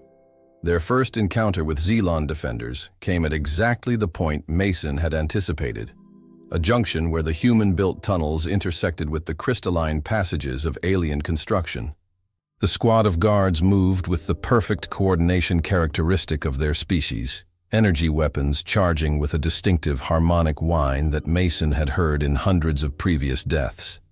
This time, however, the outcome was different. Moving with impossible speed, he exploited a gap in their perceptual field that existed for precisely 1.3 seconds between synchronization pulses, positioning himself within their formation before their collective intelligence could register the threat.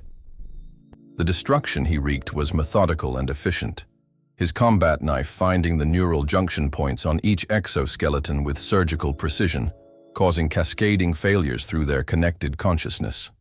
Point Alpha secured. He reported as the final guard collapsed, its multifaceted eyes darkening as its connection to the hive mind severed. Proceed to Phase 2. Behind him, Stark nodded with grim satisfaction. After hundreds of iterations, hundreds of failures, they had successfully breached the outer defenses of the Omega facility without triggering a general alarm. The deeper they penetrated into the Xelon complex, the more alien their surroundings became.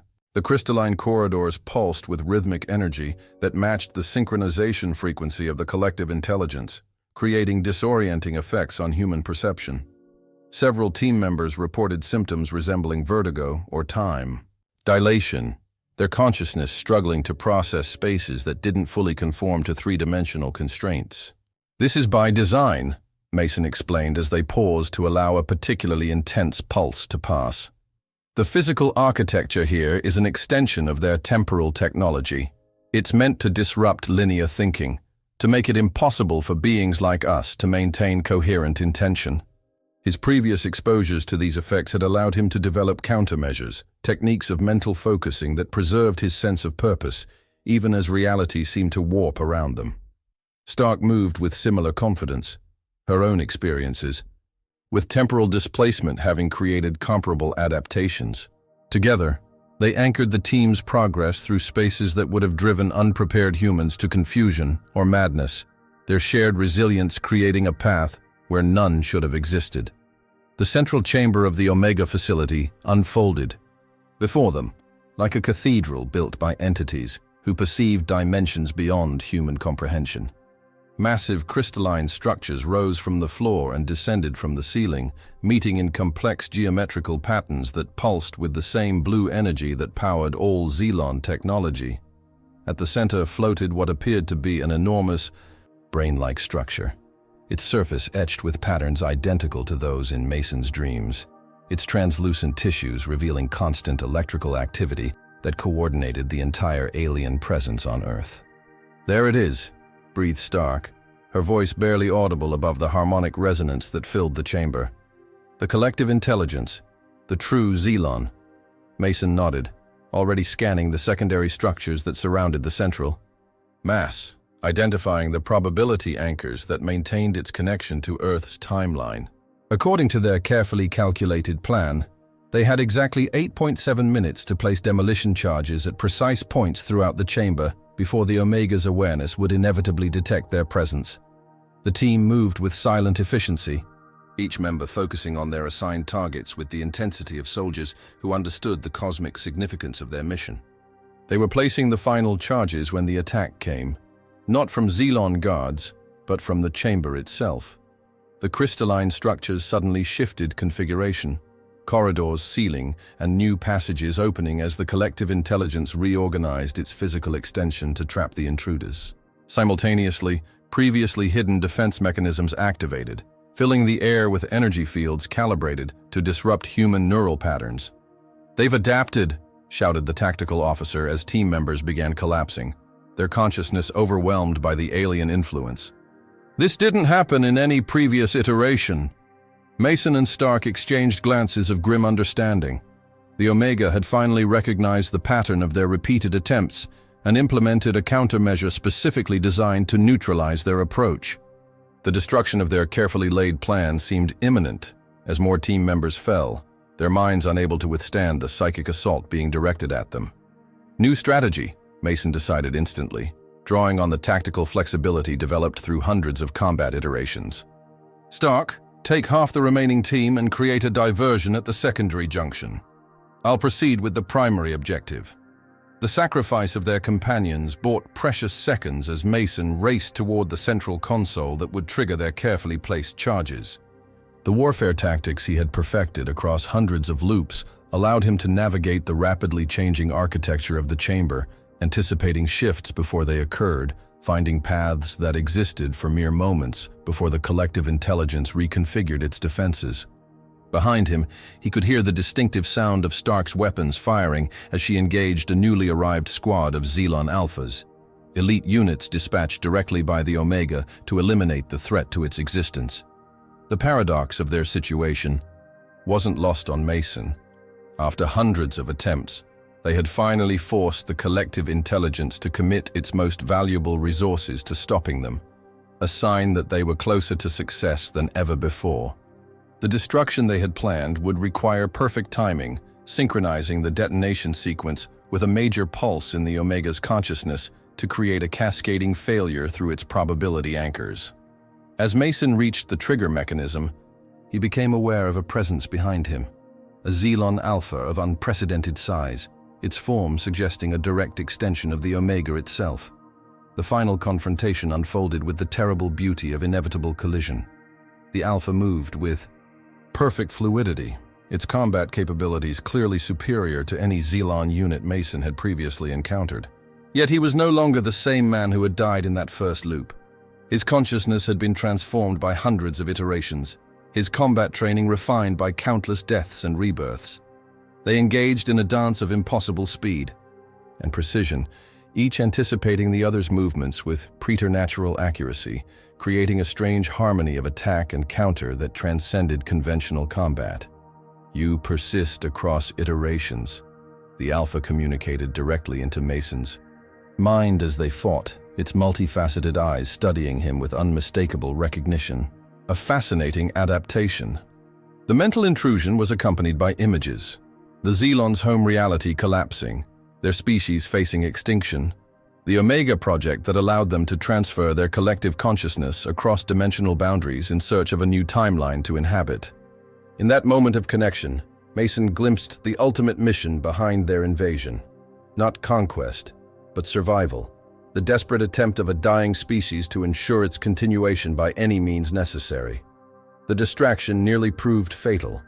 As the Alpha's attack pierced Mason's defenses, a crystalline blade extending from its limb to impale him through the shoulder.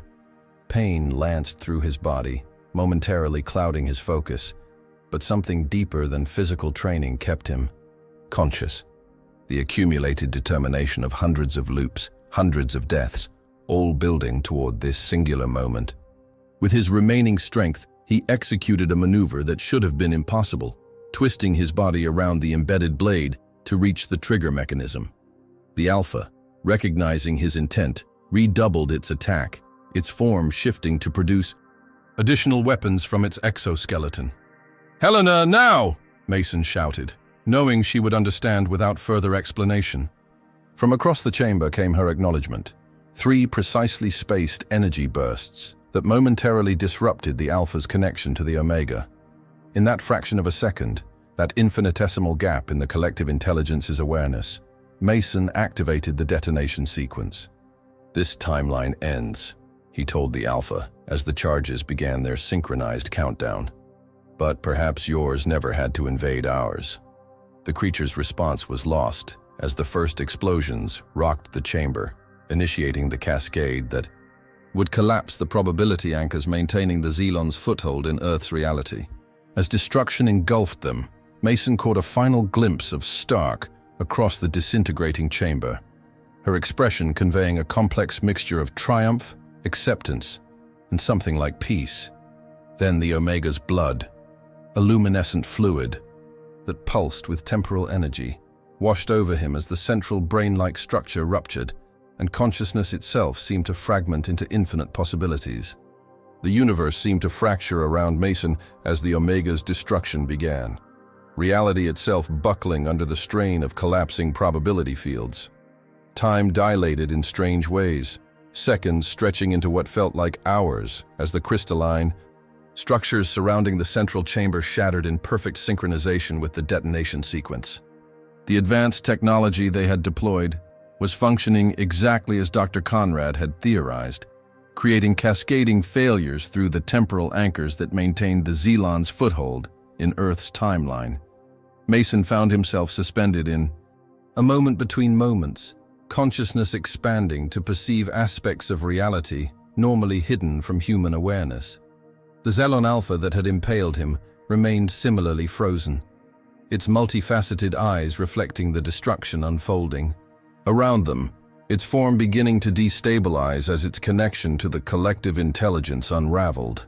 Through their mental link, Mason sensed not anger, but a profound surprise. The Omega had calculated all possible human responses across countless probability streams and had never anticipated this specific approach, this particular combination of tactical advantage and sacrifice that Stark and Mason had developed through hundreds of iterations. Across the fragmenting chamber, Helena Stark fought with the transcendent grace of someone who had perfected combat to an art form. The Xelon Alphas surrounding her moved in perfect coordination, their warfare tactics operating at the apex of their species' capability. Yet they couldn't match the intuitive understanding she had developed through years of temporal displacement.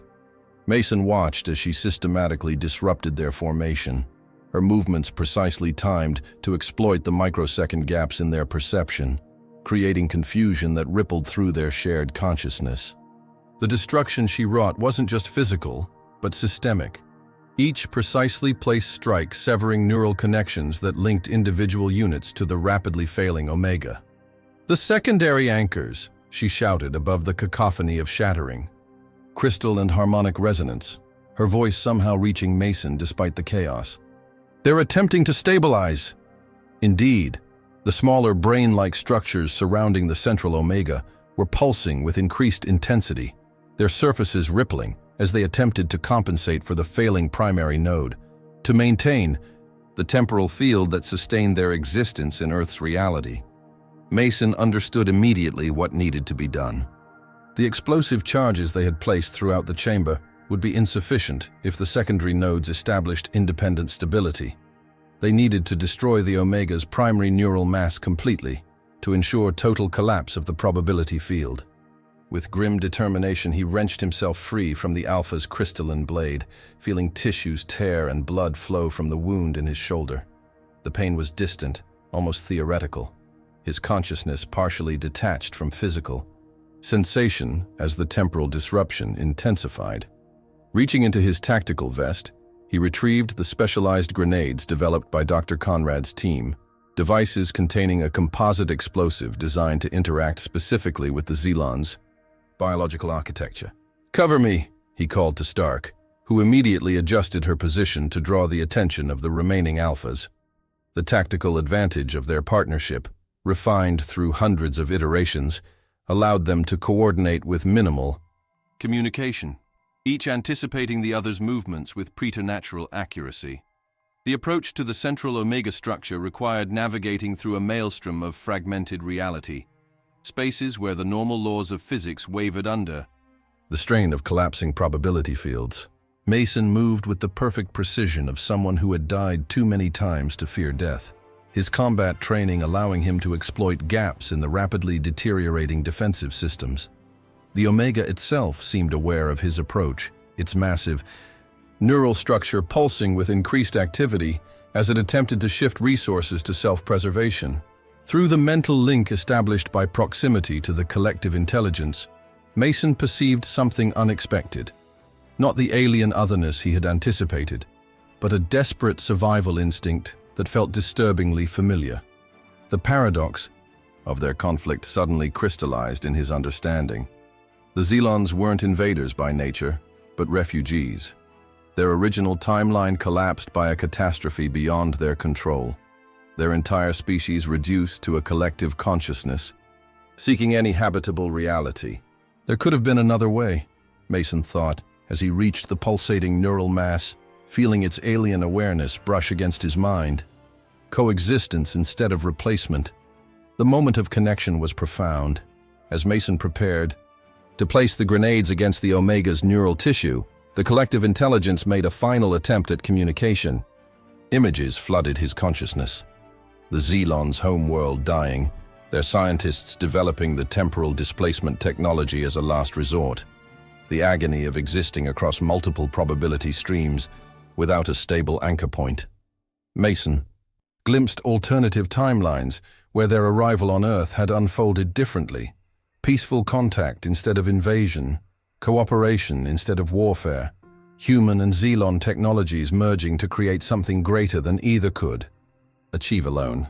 The destruction that had defined their relationship was revealed as a tragic misunderstanding, a clash between incompatible modes of existence rather than inherent hostility. For one vertigo-inducing moment, Mason hesitated, the weight of potential, futures pressing against his resolve, the possibility of reconciliation instead of annihilation briefly illuminating his consciousness. "We could still," began the thought voice of the Omega, its alien syntax conveying concepts beyond human language. The decision crystallized with perfect clarity as Mason looked across the chamber and saw Stark surrounded by Xelon Alphas, her incredible skill finally overwhelmed by sheer numbers. Whatever peaceful possibilities might have existed in other timelines, in this one, the die had been cast long ago. The sacrifice required to end this war couldn't be avoided by last-minute revelations or regrets. With methodical precision, Mason placed the grenades against the Omega's primary neural cluster, positioning them at the exact points Dr. Conrad had calculated would create maximum disruption through its probability structure. In another timeline, he acknowledged to the consciousness brushing against his, we might have found another way.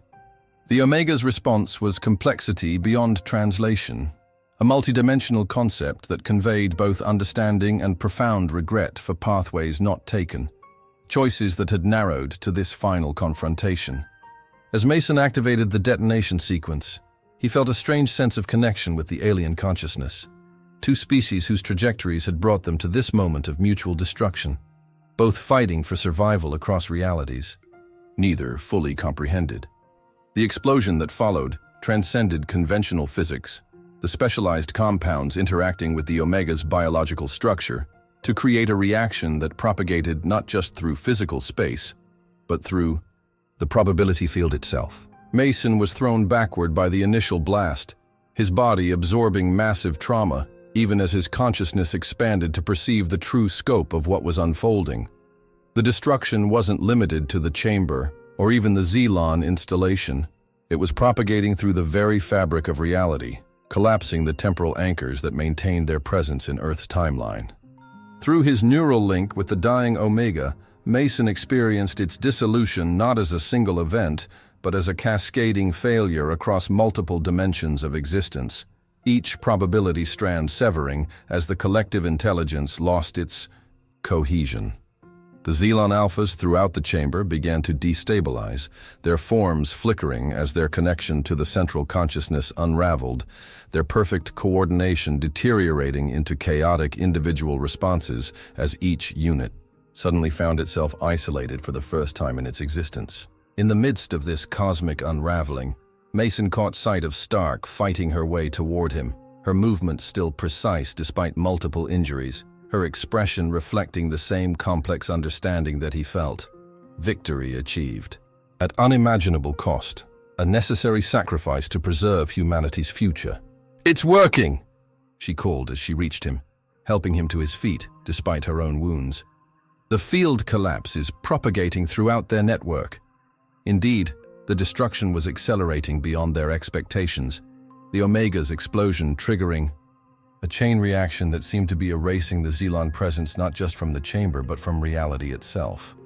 Mason could feel it through his fading connection to the collective intelligence, a wave of temporal displacement sweeping outward from the Louvre, reclaiming probability strands that had been occupied by the alien consciousness, restoring timelines to their pre-invasion state. The tactical advantage of their approach had exceeded even their most optimistic projections. creating not just a military victory but an ontological reset. The final moments in the chamber existed in a strange liminal space between realities, as the probability field continued its collapse.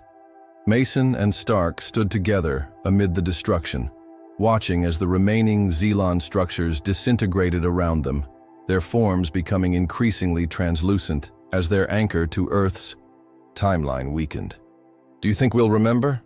Stark asked, her voice barely audible above the harmonic resonance of reality reconstructing itself. "When the timeline resets?"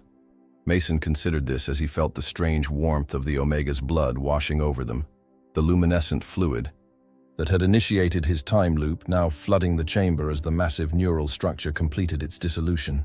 "I don't know," he admitted, reaching for her hand as the world seemed to blur around them. "But somewhere, somewhen, this moment will exist." Their eyes met in perfect understanding as the chamber's remaining structures gave way completely, the Louvre's ancient foundations collapsing as the alien architecture supporting them vanished from existence. In that final instant, as consciousness itself seemed to fragment into infinite possibilities, Mason felt something unexpected, not just the satisfaction of completed sacrifice, but a strange sense of peace, of cycles finally completed, of destiny fulfilled across timelines beyond counting. Then the Omega's blood, pulsing with temporal energy, engulfed them completely, and everything that was, everything that had been, everything that might have been, dissolved into blinding light. Mason awoke with a gasp, his hand instinctively reaching for the wound in his shoulder that no longer existed.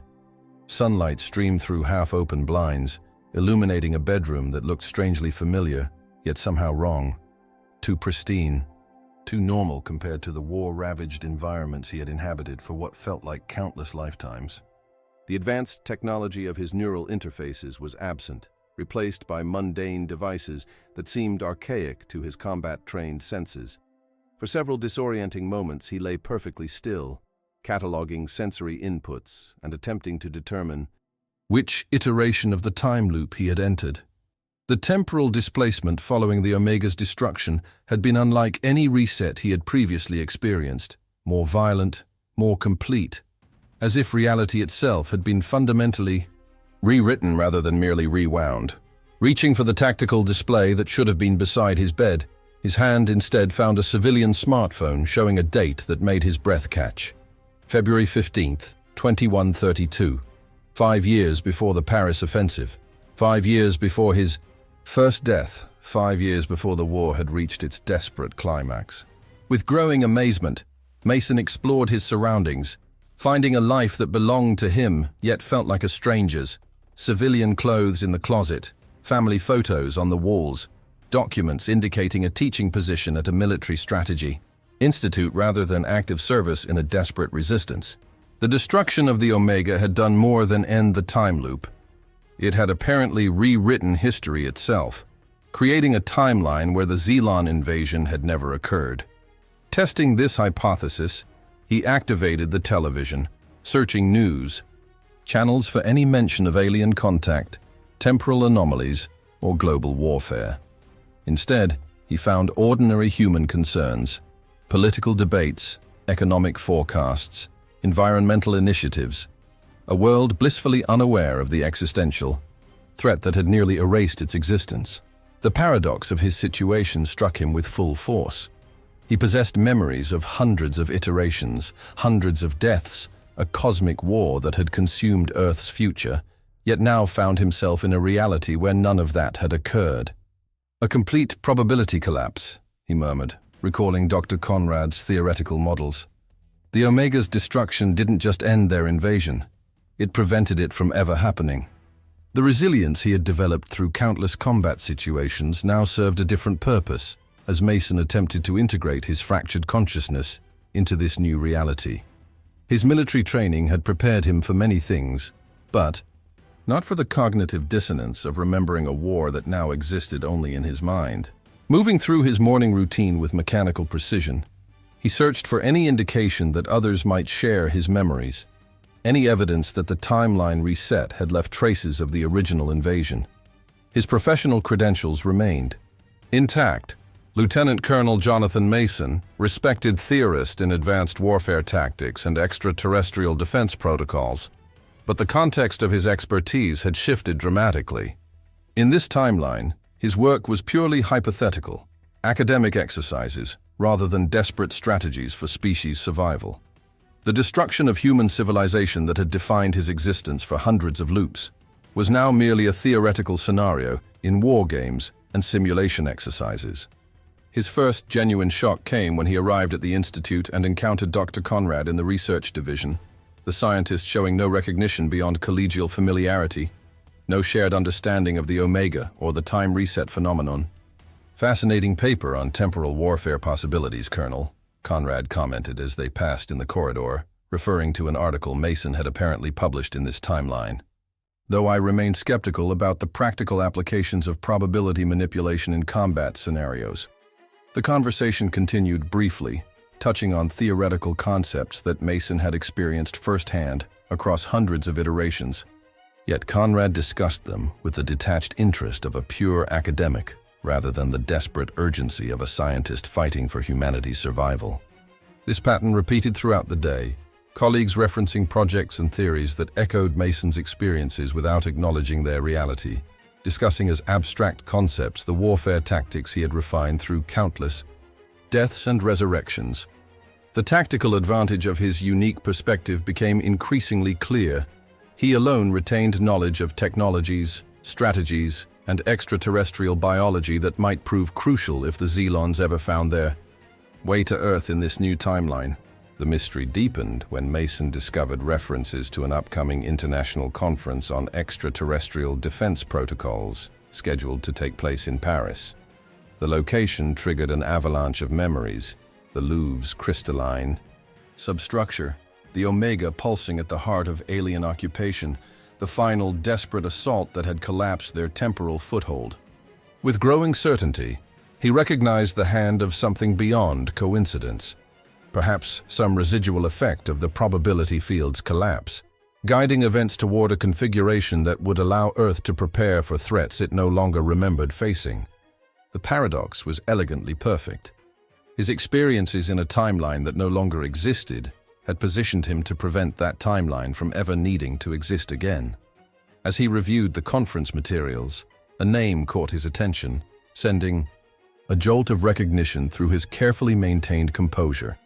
Helena Stark, Special Advisor on Unconventional Warfare Strategy, scheduled to deliver the keynote address on adaptive response protocols for unknown threats. The journey to Paris carried an emotional weight that Mason had not anticipated. Returning to the site of his most significant deaths, to the battlefield where he had finally succeeded in collapsing the enemy's temporal foothold.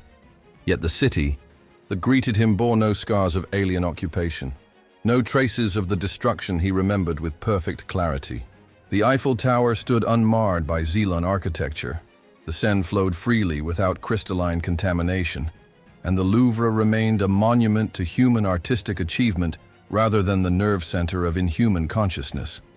As he checked into his hotel, Mason continued to search for signs that others might share his memories, might retain some unconscious awareness of the averted timeline.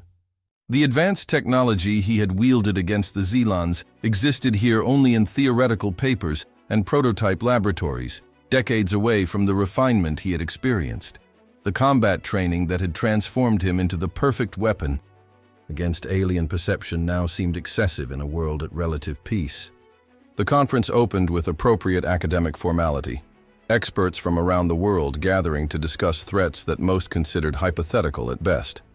Mason moved through the proceedings with the strange double awareness of someone who had lived through the very scenarios being calmly debated, who had died fighting the enemies these scholars analyzed from the safety of theoretical distance. When Helena Stark took the stage for her keynote address, he found himself holding his breath, searching her face for any sign of shared recognition, any indication that she too remembered the hundreds of loops, the countless deaths, the final sacrifice beneath the Louvre. Her presentation was brilliant, outlining adaptive response strategies that seemed uncannily prescient to Mason's experienced eye, describing defensive capabilities that would prove effective against precisely the weaknesses he had learned to exploit in Xelon perception. Yet her delivery remained that of an expert discussing theoretical constructs, rather than a veteran recounting battle-tested strategies. The tactical advantage of her approach impressed him, even as the apparent absence of shared memory disappointed him, until a single phrase in her conclusion caught his attention. When facing an adversary that operates beyond conventional time perception, the greatest weapon isn't superior firepower, but strategic positioning between their moments of awareness. The words were too specific, too precisely aligned with the warfare tactics they had developed together across hundreds of iterations for mere coincidence. After the presentation concluded, Mason made his way through the crowd of academics and military personnel, approaching the stage with carefully controlled urgency. Stark was gathering her materials, responding to questions from impressed colleagues, showing no outward sign of recognizing him as he waited at the periphery of her attention. When the crowd finally thinned, he stepped forward, extending his hand in formal greeting while studying her eyes for any flicker of familiarity. "Colonel Jonathan Mason, Unconventional Warfare Theory Division. Extraordinary presentation, Dr. Stark, particularly your observations on exploiting perceptual gaps in hypothetical hive mind systems." She accepted his handshake with professional courtesy, her expression revealing nothing beyond polite interest in a fellow expert. "Thank you, Colonel. I understand you've published some interesting work on temporal displacement strategies yourself." The conversation continued in this vein, technical exchange between specialists, until the conference hall had nearly emptied around them. Then, with a subtle shift in posture that only someone with Mason's combat experience would notice, Stark leaned slightly closer. "The Louvre has an excellent exhibit on ancient warfare techniques," she commented, her tone still professionally neutral. "Tomorrow evening, perhaps. There are some tactical applications I'd be interested in discussing outside official channels." The meeting at the Louvre carried a surreal quality, the familiar architecture now housing art and history rather than alien consciousness. Tourists wandering spaces where Mason had fought and died countless times. He found Stark in the Ancient Egypt section, examining a display of battle implements with the focused attention of someone who understood weapons beyond their historical context. "Beautiful workmanship," she commented as he approached. "But the balance is wrong for optimal combat efficiency." A small smile played at the corner of her mouth, one that Mason recognized from hundreds of training sessions, hundreds of shared deaths and resurrections. "You remember," he stated simply, not a question, but a confirmation. She didn't immediately answer, leading him instead through several gallery spaces before stopping before a Renaissance painting depicting a battle scene. "Not in the way you do," she finally replied. Her voice lowered, despite the absence of other visitors nearby. "Not complete memories, but impressions. Dreams of places I've never been, battles I've never fought, deaths I've never died, and your face, always present at critical moments." The resilience he had admired in her across countless iterations was still evident, even in this version who had never experienced the direct horrors of alien invasion. "I've been having these fractured memories since childhood," she continued, "long before the asteroid strike that never happened." The ultimate mission revealed itself through their careful conversation, pieces of a cosmic puzzle assembling through shared fragments of memory. Neither possessed complete recall of the erased timeline, but between them existed enough knowledge to prepare humanity for threats it had never encountered in this reality. "The Omega doesn't exist here," Mason noted as they discussed the implications of their situation. "But that doesn't mean the Zelons don't exist somewhere in the multiverse, searching for viable timelines to inhabit." Stark nodded, her strategic mind engaging with possibilities that would seem fantastical to anyone without their unique perspective. "So, we prepare," she concluded, "not for an invasion that happened, but for one that still might."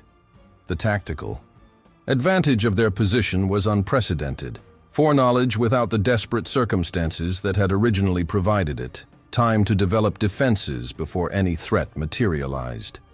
Dr. Conrad's theoretical work on quantum field manipulation, Mason suggested, combined with your adaptive response protocols, we could create an early warning system for temporal incursions. established defensive capabilities that would make Earth an unattractive target for dimensional refugees. As they left the Louvre, stepping into the Parisian evening untouched by alien reconstruction, the paradox of their situation struck Mason with renewed force. They were veterans of a war that had never happened, guardians against a threat. Only they remembered, architects of defenses against enemies that might never arrive. "Do you think we did the right thing?" he asked as they paused on the bridge spanning the Seine, the water below reflecting city lights rather than crystalline contamination. Collapsing their timeline instead of seeking coexistence? Stark considered this with the seriousness the question deserved, her gaze fixed on the horizon, where the Eiffel Tower stood illuminated against the darkening sky. "I think we did the only thing possible in that timeline," she finally answered. "But perhaps the purpose of remembering is to create more possibilities in this one." The destruction they had witnessed, the countless deaths they had experienced or caused, the desperate sacrifices made in a reality that no longer existed, all became context for the choices they would make in this new timeline. This second chance for both species to find a different destiny. As they parted ways that evening, planning future collaboration on defense systems that most would consider theoretical overkill, Mason felt something he had almost forgotten during his hundreds of loops. Hope, untempered by desperation.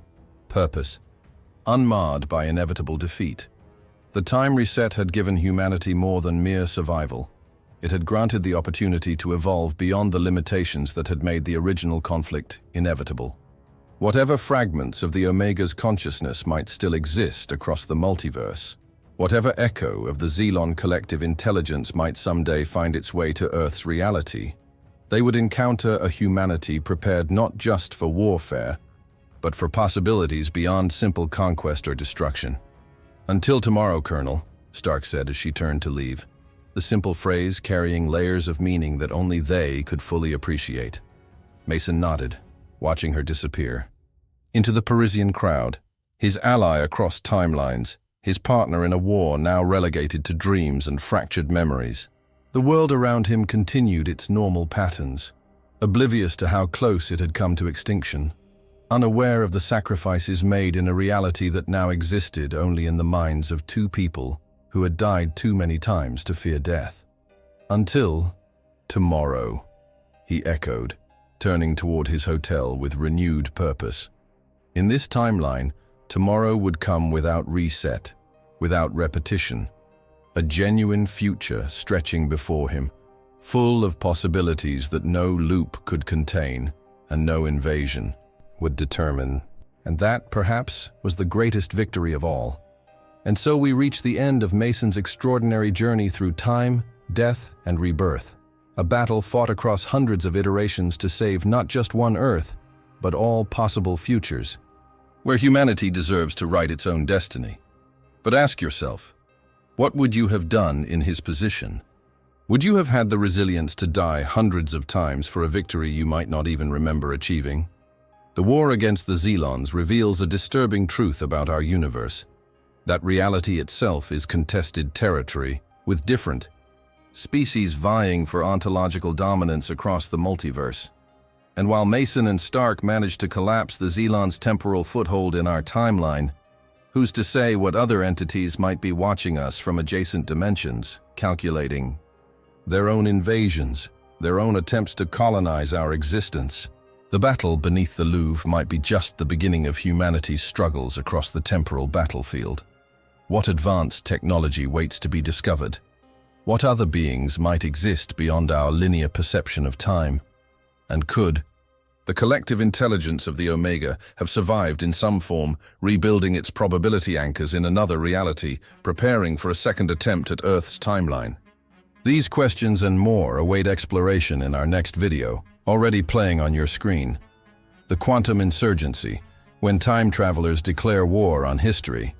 You won't believe the shocking connection between Mason's struggle and the mysterious temporal anomalies appearing across the globe today. Could our own military be hiding evidence of beings that exist outside conventional time? The evidence will leave you speechless. If you've enjoyed this journey through the time loop war, don't leave your support to chance. Hit that subscribe. button right now and activate notifications to ensure you never miss our explorations of humanity's secret conflicts across multiple dimensions. Your subscription creates a probability anchor that helps us continue bringing these hidden truths to light. The next chapter in humanity's temporal battles is already unfolding. Will you be there to witness it?